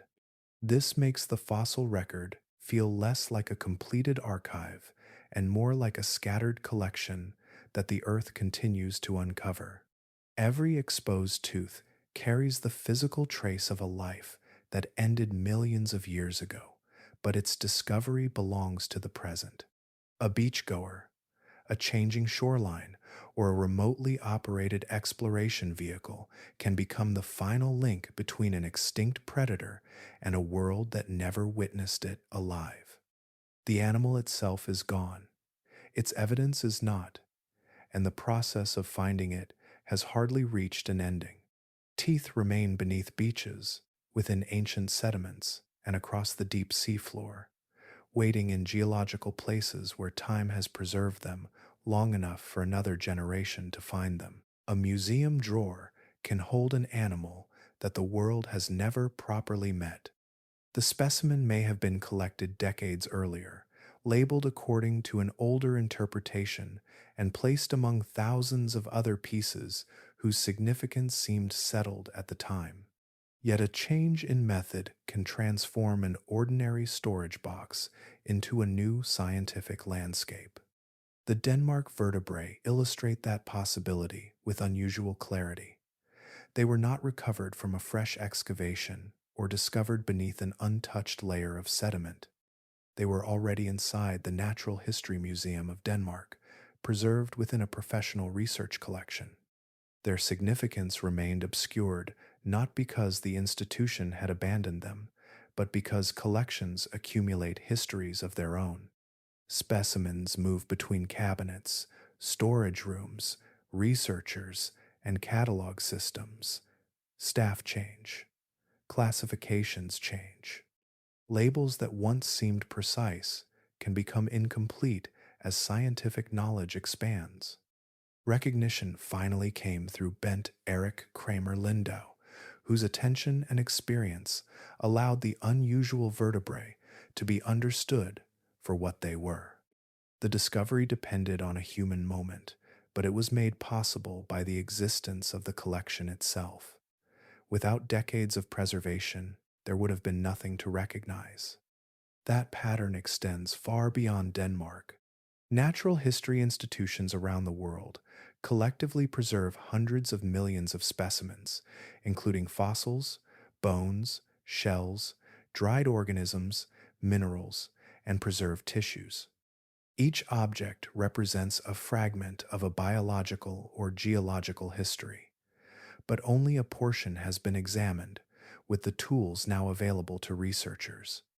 A fossil collected in the 19th century may have been gathered to document a species, establish a geological layer, or add another object to a growing collection. Its original purpose can become almost irrelevant when a later scientist approaches it with a different question. The same tooth that once served as a taxonomic reference can become material for isotope analysis. A vertebra stored for comparative anatomy can become evidence for body proportions. A fragment of preserved skin can reveal information about movement that its collector could never have measured. Modern techniques make this transformation especially important. Computed tomography can reveal internal structures without destroying the specimen. Isotope geochemistry can preserve chemical traces of ancient diets, temperatures, and environments. Digital imaging can allow measurements to be repeated, shared, and compared across collections separated by continents. Comparative anatomy can bring together hundreds of living species, giving researchers a much wider framework for interpreting extinct forms. None of this means that every old specimen contains a revolutionary discovery. Most will add smaller pieces to existing knowledge, and some will confirm interpretations that are already well supported. Their value lies in the possibility that the right specimen, examined with the right method, can answer a question that earlier generations were not equipped to ask. This changes the geography of discovery. The next important megalodon specimen does not necessarily need to emerge from a newly exposed cliff or a distant expedition. It may already have an accession number, a storage location, and a label written by someone who lived generations ago. It may sit beside another specimen that has never been compared with it, waiting for two pieces of evidence to occupy the same scientific conversation. The remarkable thing about a natural history collection is that time does not end when the specimen enters a cabinet. Preservation allows the object to outlive the questions that first surrounded it. As methods change, old specimens can become new evidence, and shelves that appear full of settled history can still contain unanswered parts of the story. In that sense, a collection is less an archive than a reservoir of possibilities, patiently accumulating evidence for questions not yet imagined. The remarkable thing about these fossils is that their age did not change, yet the answers hidden inside them did. A tooth that had spent millions of years in stone could suddenly become a thermometer, a record of feeding, or a window into the growth of an animal once the right instrument was placed against an old question. Clumped isotope thermometry offered one of the clearest examples. The method had been developed for reconstructing ancient climates, but researchers applied it to megalodon tooth enamel and examined how different isotopes became bonded within the mineral while the shark was alive. Those microscopic arrangements preserved information about the temperature at which the enamel formed. In 2023, that chemistry provided direct empirical evidence that Megalodon maintained an elevated body temperature, strengthening the case for a warm-bodied physiology rather than relying only on comparisons with living sharks. Another transformation came from zinc isotope ratio analysis. The technique was originally developed to study geochemical patterns and food webs, but fossil teeth offered another archive. In 2022, researchers used zinc isotope values to investigate the feeding position of extinct sharks. The chemistry recorded differences associated with movement through the food web, allowing an animal's diet to be reconstructed from material that had once seemed useful mainly for identifying species. Megalodon's feeding ecology could therefore be studied through chemistry rather than inferred entirely from tooth shape and presumed hunting behavior. The rediscovered Danish vertebrae opened a different kind of window. Computed tomography scanning allowed researchers to examine internal growth structures without cutting into the fossils. Layers preserved within the vertebral centra could be counted and compared, revealing a growth history that physical inspection alone could not provide. From those bands came evidence supporting a confirmed lifespan of at least 64 years, alongside a theoretical estimate approaching 96 years. The fossil had been waiting in a collection, but the instrument made its hidden chronology readable. Then there was the comparative anatomy dataset, assembled from digitized records representing 150 shark species. Instead of depending on a handful of living examples or physically transporting specimens between institutions, researchers could compare vertebral proportions across a far broader biological range. Digitization changed the scale of the comparison itself. Measurements that once belonged to separate cabinets and distant museums could be brought together computationally, allowing patterns to emerge that would have been difficult to see when each collection existed largely on its own. What connects these discoveries is not a sudden abundance of new megalodon fossils. The important change occurred in the relationship between old evidence and new methods.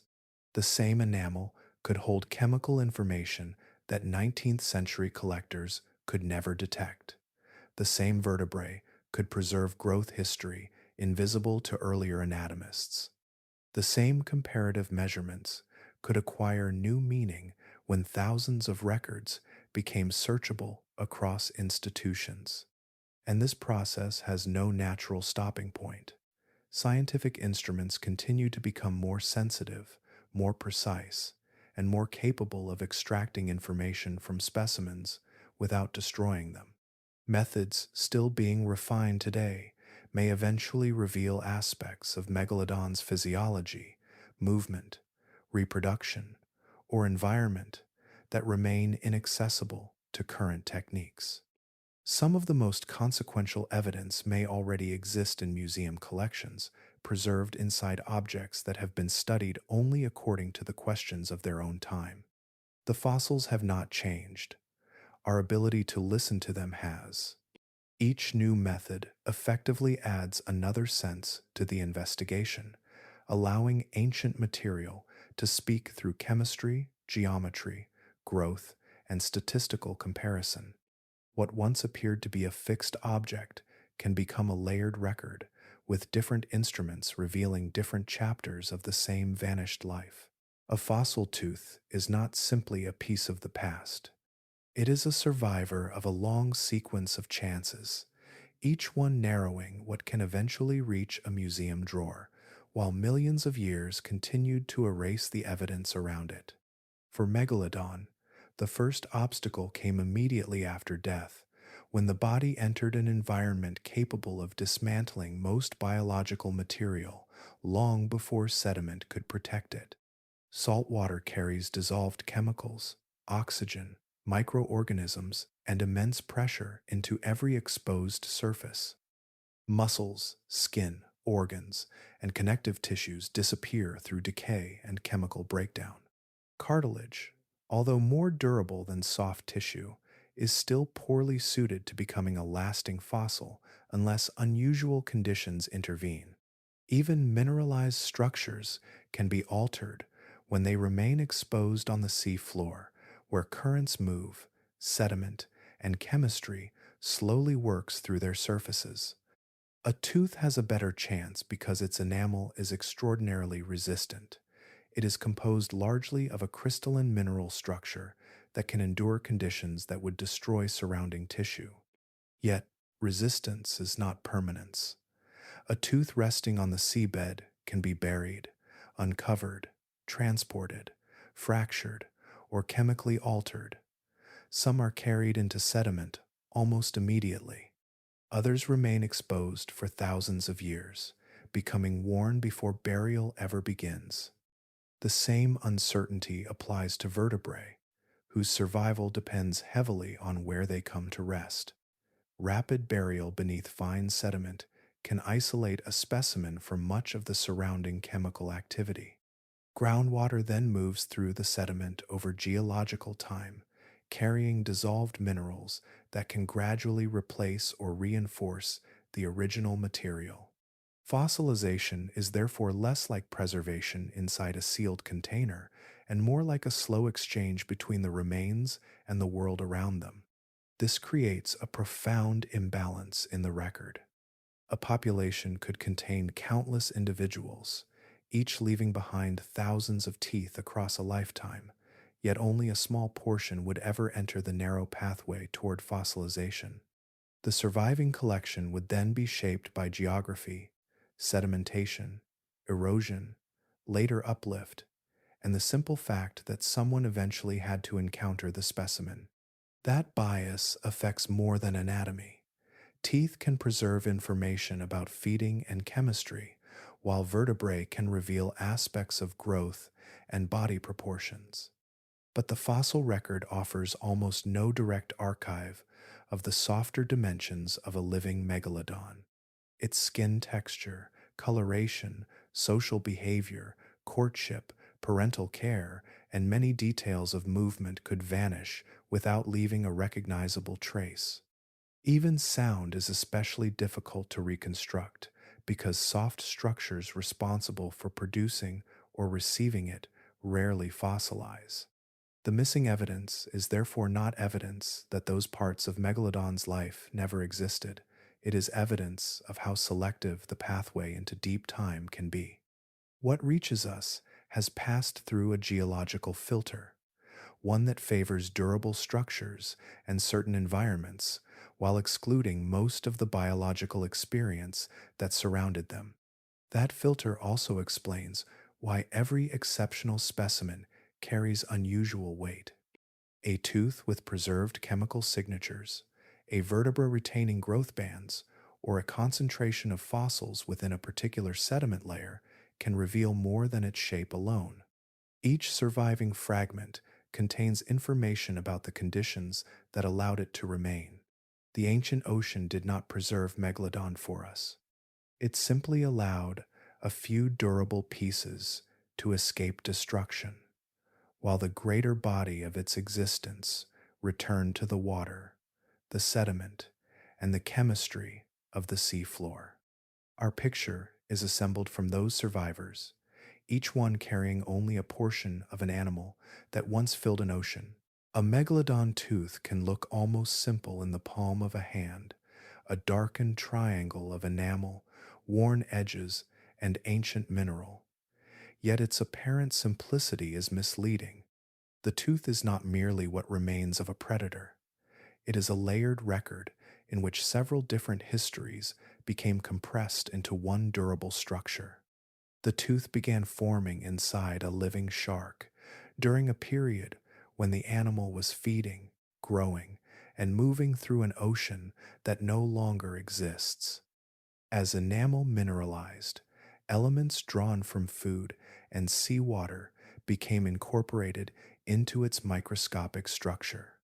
Zinc isotope ratios could later preserve information about the shark's position within its food web, allowing researchers to recover a dietary signal from material that had been forming inside a jaw millions of years earlier.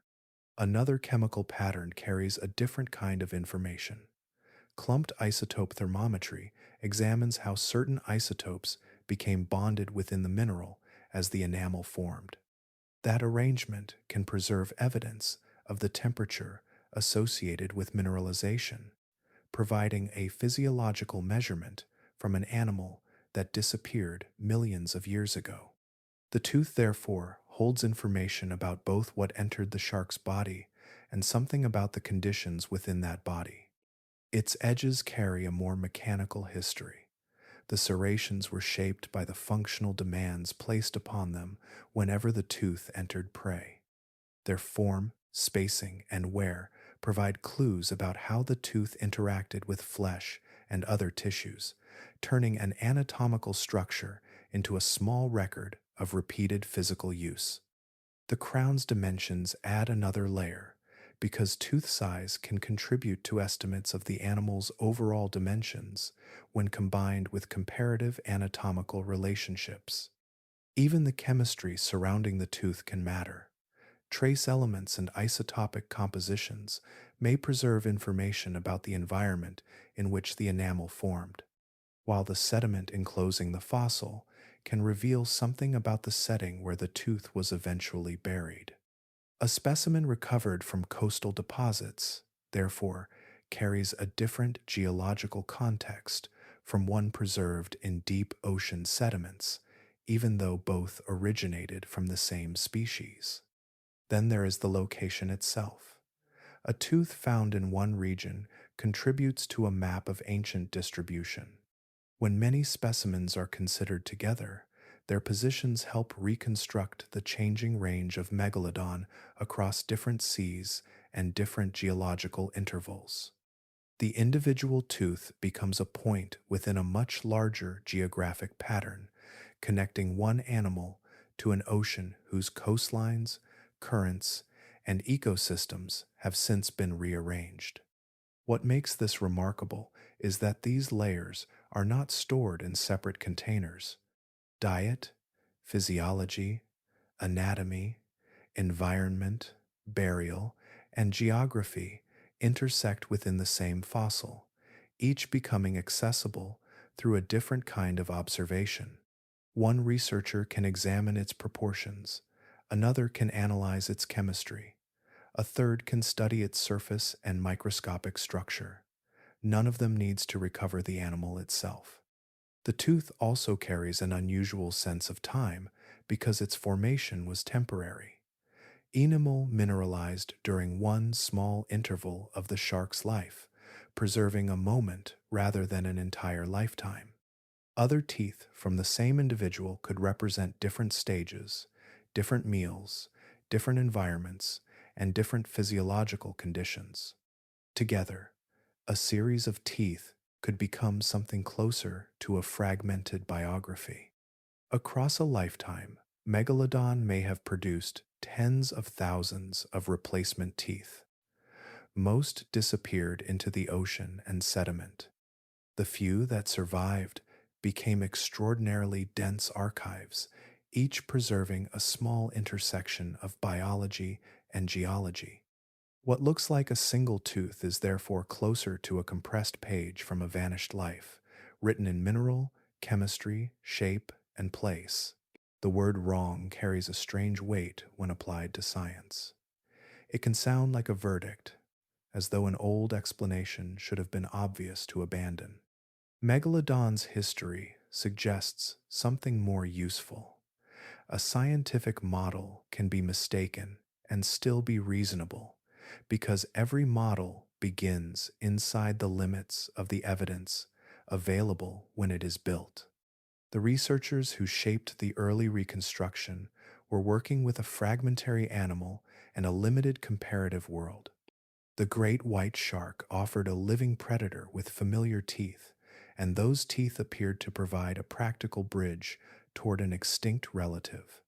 Without modern imaging, isotope chemistry, digital databases, or detailed internal anatomy, the comparison was defensible.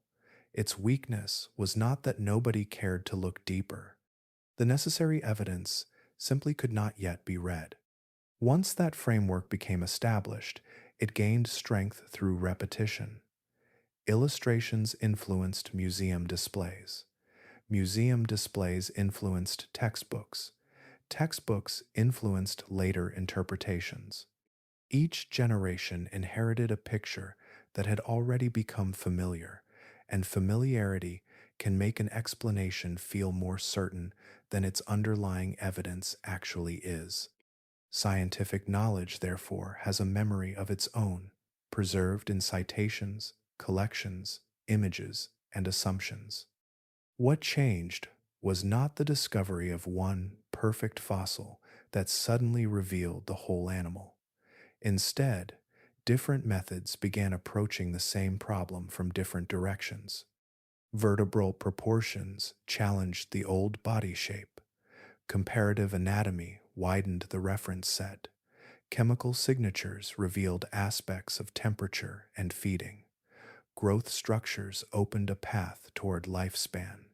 Each result was independent enough to matter on its own, yet their agreement made the older reconstruction increasingly difficult to sustain.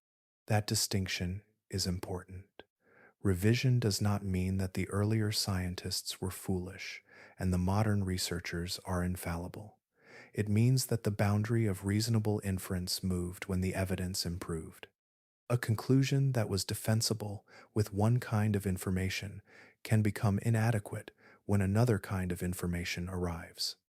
This is one of the enduring strengths of scientific knowledge, because correction can occur without erasing the value of earlier work.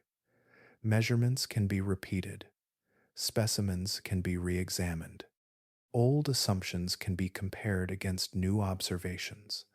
A museum drawer can become relevant again when an instrument appears that could not have been imagined when the specimen was collected.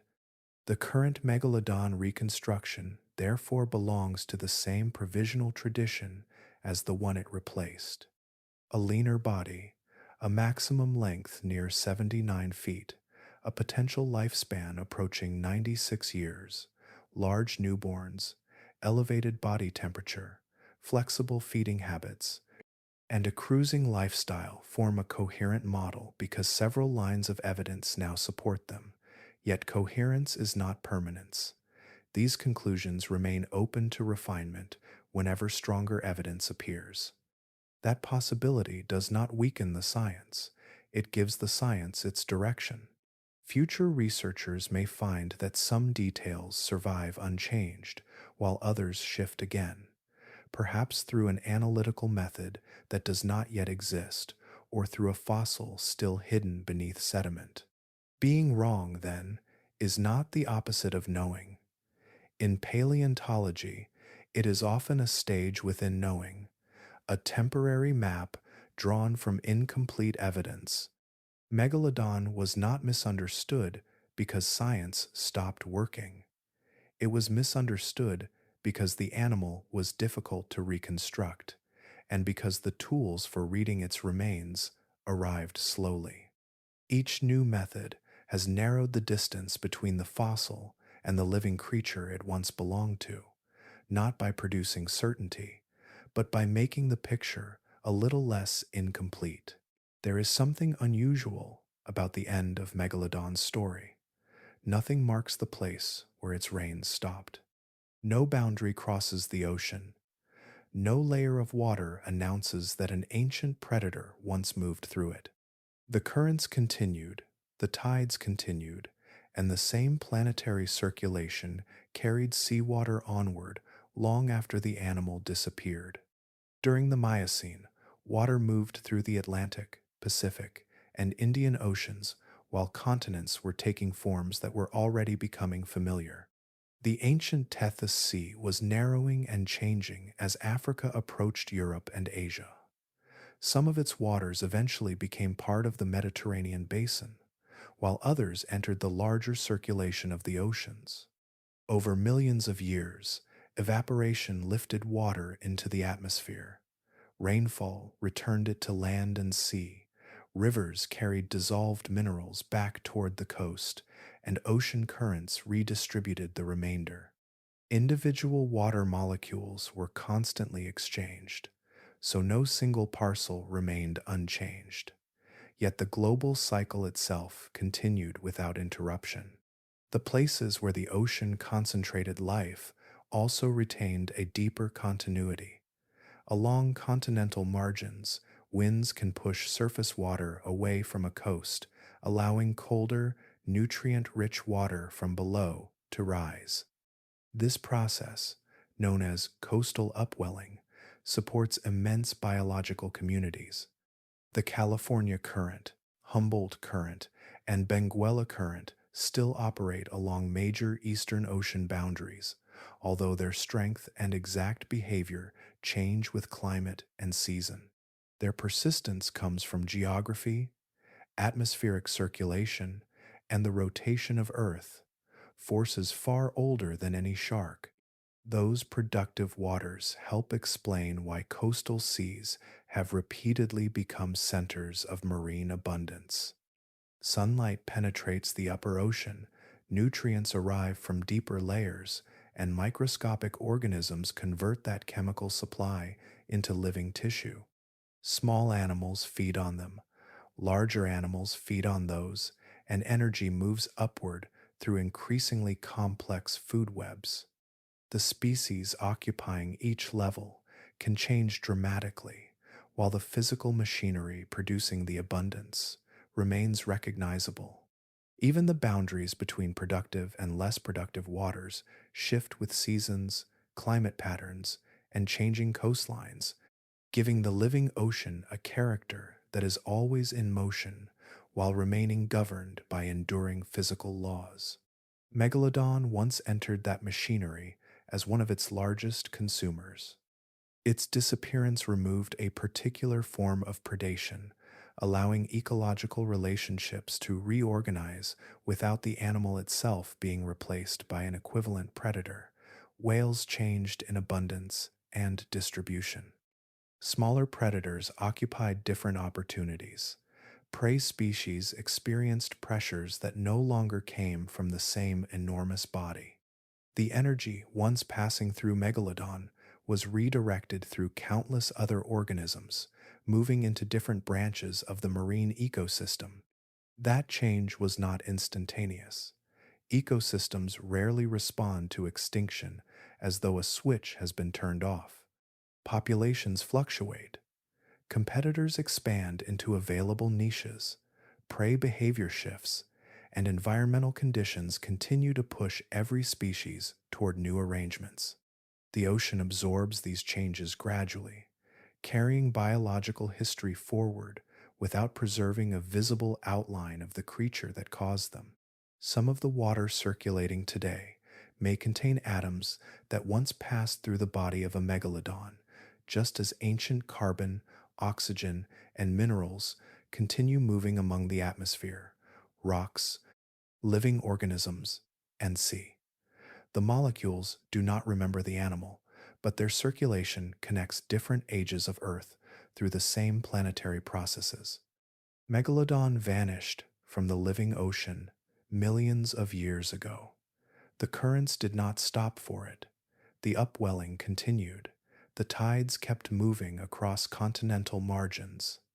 Life kept rearranging itself within the same physical system, and the ocean carried the story onward without drawing a line between the world that contained Megalodon and the world that came after it.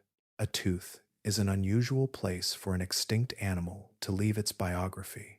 It has no eyes to witness the ocean, no muscles to propel it, and no nervous system to record experience.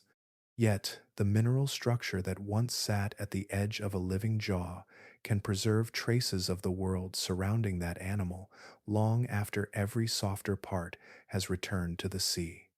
Megalodon replaced its teeth throughout life, producing a continual supply of these durable structures. Each tooth began as living tissue before becoming mineralized, and its formation followed the changing chemistry of the animal and the water around it. Once shed, it entered a very different existence. Some teeth were buried in coastal sediments. Others traveled with currents before settling into deeper deposits. A small number encountered the particular chemical conditions required for exceptional preservation. Their endurance comes from composition. The hard mineral of a shark tooth is far more resistant to decay than muscle, organs, or cartilage. That difference creates an extraordinary imbalance in the fossil record. A living megalodon was an entire organism, but the geological archive is weighted toward the parts most capable of surviving geological time. What remains is therefore not a miniature version of the animal. It is a highly selective remnant of it. Within that remnant, different layers preserve different kinds of information. Trace elements incorporated during mineral formation can reveal aspects of diet and environment.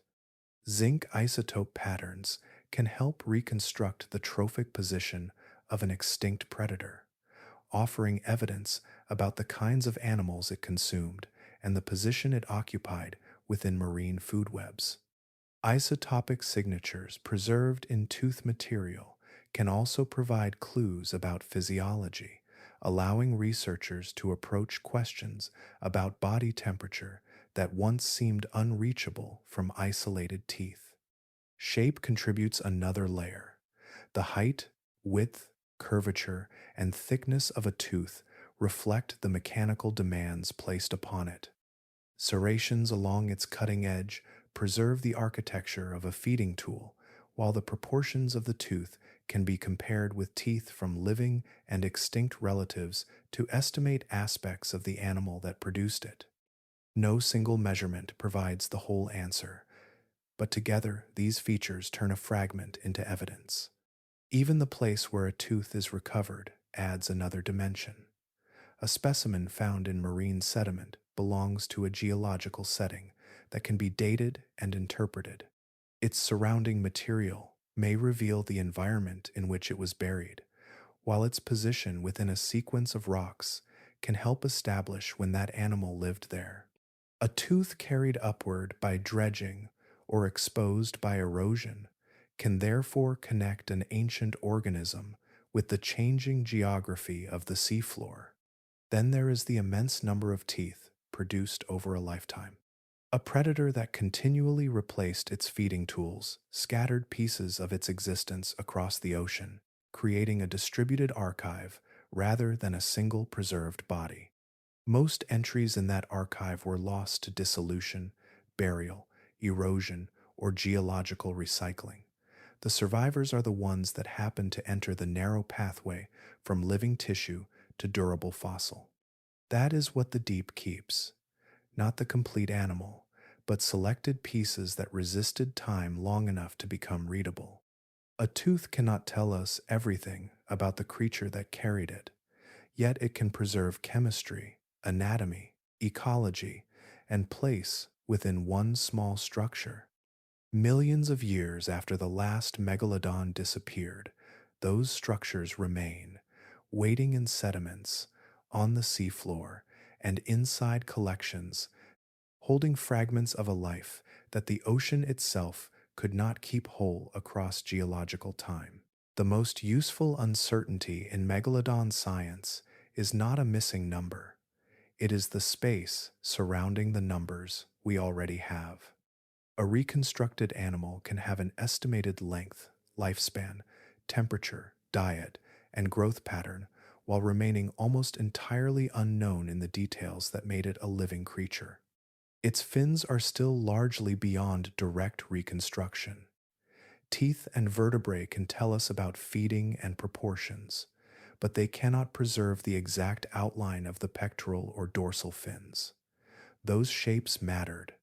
They influenced lift, turning, stability, and the way a massive body moved through changing layers of water. Even a small difference in fin geometry could alter estimates of swimming performance without changing the basic proportions of the skeleton. Color presents another open space. Many living open ocean sharks use counter shading, with darker surfaces above and lighter surfaces below. Such coloration can reduce visibility against the changing brightness of the sea, but Megalodon's actual pigmentation is unknown. Fossilized teeth cannot preserve the pattern on its skin, and the rare impressions of placoid scales are not enough to reconstruct a complete color scheme. Any image showing precise markings is therefore an artistic interpretation rather than a recovered biological fact. Behavior is even harder to reach. A fossil can preserve structure, chemistry, age, and sometimes evidence of injury, but it rarely preserves decisions. There is no direct record showing whether individuals traveled alone, gathered around productive feeding grounds, defended particular areas, or changed their behavior with age. The distinction matters because social behavior can influence access to prey, reproduction, competition, and vulnerability during environmental change. Yet, those relationships can disappear completely from the geological record. Reproduction carries the same uncertainty. Birth size can be estimated from vertebral growth patterns and comparisons with living sharks, but many essential details remain beyond the fossils. The frequency of births, litter size, mating behavior, the balance between males and females, and the survival of young animals are all variables that influence how a population responds to changing conditions. Extinction models can explore these possibilities, but a model is not the same thing as direct evidence.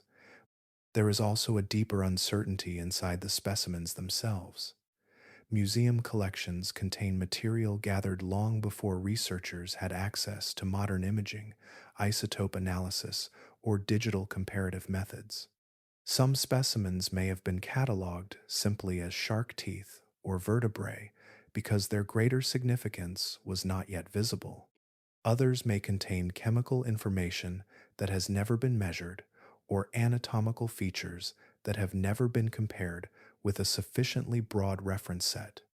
That means the next correction may not require an entirely new fossil site. It could begin with an old specimen receiving a new examination. A scanning method might reveal internal growth structures. A newly developed chemical technique might isolate an environmental signal that present methods cannot detect. A future computational model might identify a relationship between anatomy and movement that current comparisons have missed. Even the boundaries of what counts as useful evidence can change. A feature once considered too subtle to matter may become valuable when combined with thousands of other measurements. A trace element dismissed as contamination may become informative when a better method distinguishes its geological origin from its biological source. The specimen itself remains unchanged. Only our ability to read it improves. So the unfinished megalodon is not merely an animal with missing pieces. It is an archive whose readable portion continues to expand. The unknowns are not empty spaces waiting for imagination to fill them. They are places where evidence has not yet reached, and that distinction matters. Somewhere in a collection, beneath sediment, or inside a specimen already studied for another purpose, there may be another piece of the animal waiting for a method capable of making it legible. There is a particular kind of knowledge that begins with an absence. We cannot return to the Miocene Ocean and watch Megalodon move through it, yet the distance between direct experience and scientific understanding is not empty. Fossils, chemistry, anatomy, and geology allow a vanished world to become partially visible, not as a memory, but as a reconstruction assembled from evidence that survived. Some of that evidence is remarkably specific. The largest estimates place Megalodon at roughly 24 meters, about 80 feet, in total length. Chemical evidence from its teeth indicates a body temperature of roughly 27 degrees Celsius, about 81 degrees Fahrenheit. Evidence from growth and reproduction suggests newborn individuals may have reached nearly 3.7 meters, about 12 feet. Before beginning lives that unfolded under pressures, we can only infer from their anatomy. These numbers are not inventions in the ordinary sense. They emerge from measurements, comparisons, chemical signatures, and models that can be tested against independent evidence. Yet precision does not make the past completely visible. A measurement can be accurate while the larger picture remains incomplete.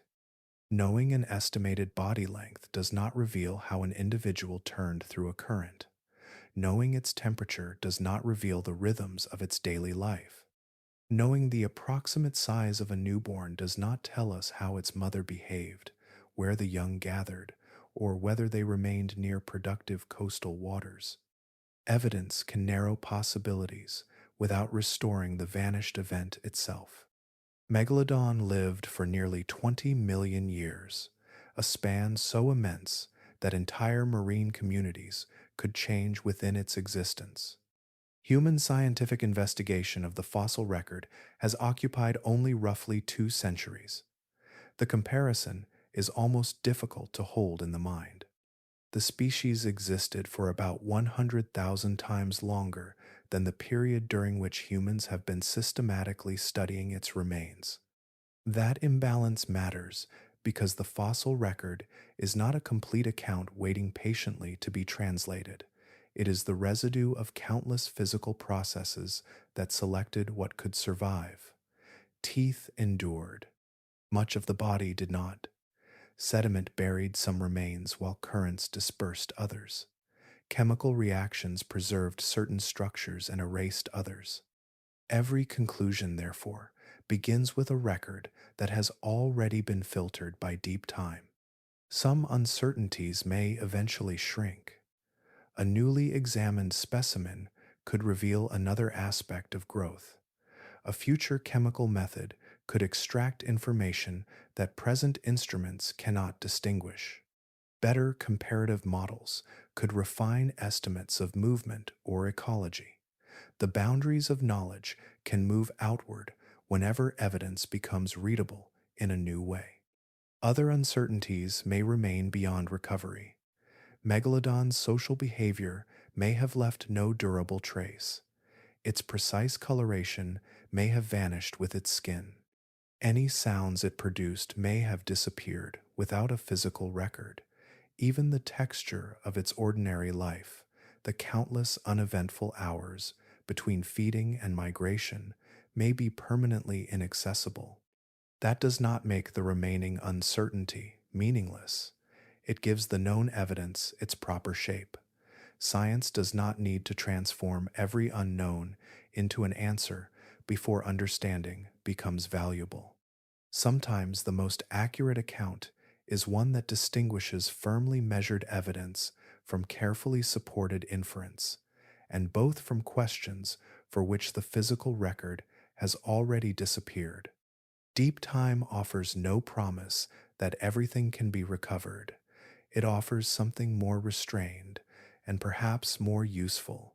From a few durable structures, we can learn that a vast predator existed, grew, fed, moved through changing oceans, and eventually vanished.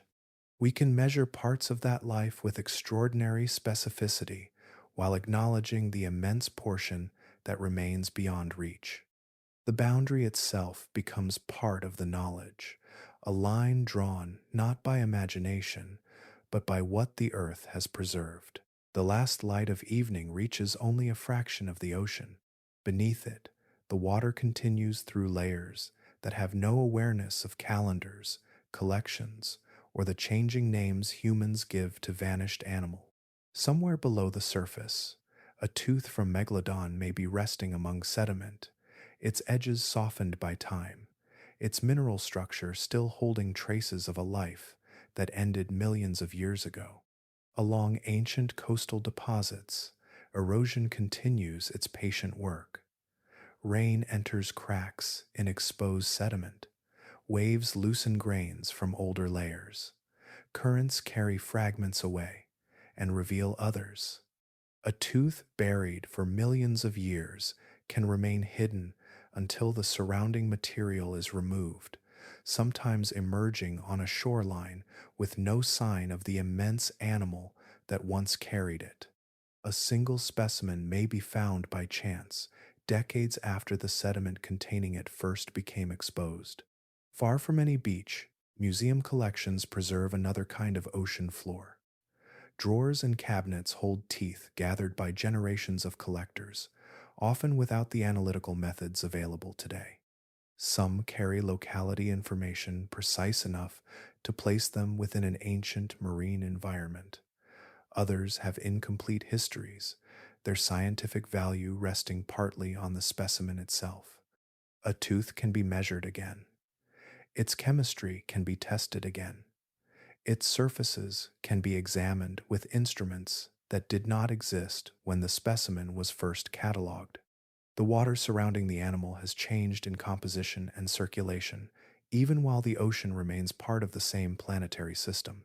The closure of the Central American Seaway altered pathways between the Atlantic and Pacific. Cooling during the Pliocene changed habitats and reshaped marine communities. Sea levels rose and fell. Continents shifted by small but consequential amounts. Whales changed, other predators appeared, yet the physical rules governing the deep ocean remained constant. At a depth of 914 meters, about 3,000 feet, pressure reaches roughly 91 times the pressure at the surface.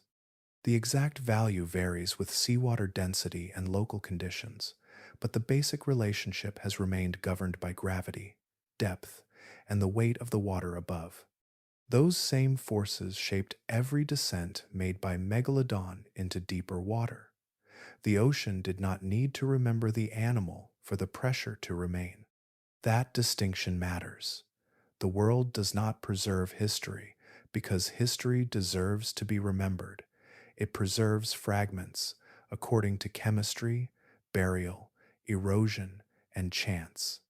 A tooth survives because its mineral structure can endure conditions that destroy softer tissues. A vertebra survives only when circumstances allow it to become part of the geological record. A behavioral moment leaves no such durable object behind. Even now, the boundary between discovery and disappearance continues along the seafloor and within collections. A specimen may be waiting beneath sediment or inside a drawer, or already described under an interpretation that later evidence will revise. The evidence does not announce itself.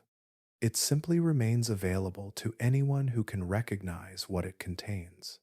And so the ocean continues into the night, carrying currents through basins that have changed and depths that remain governed by the same physical laws. Megalodon is absent from those waters, but its traces are still moving through the world in slower forms, carried by erosion, preserved in stone, and held within minerals that have outlasted the animal itself. The record is incomplete, yet it is not empty, and it remains useful to us.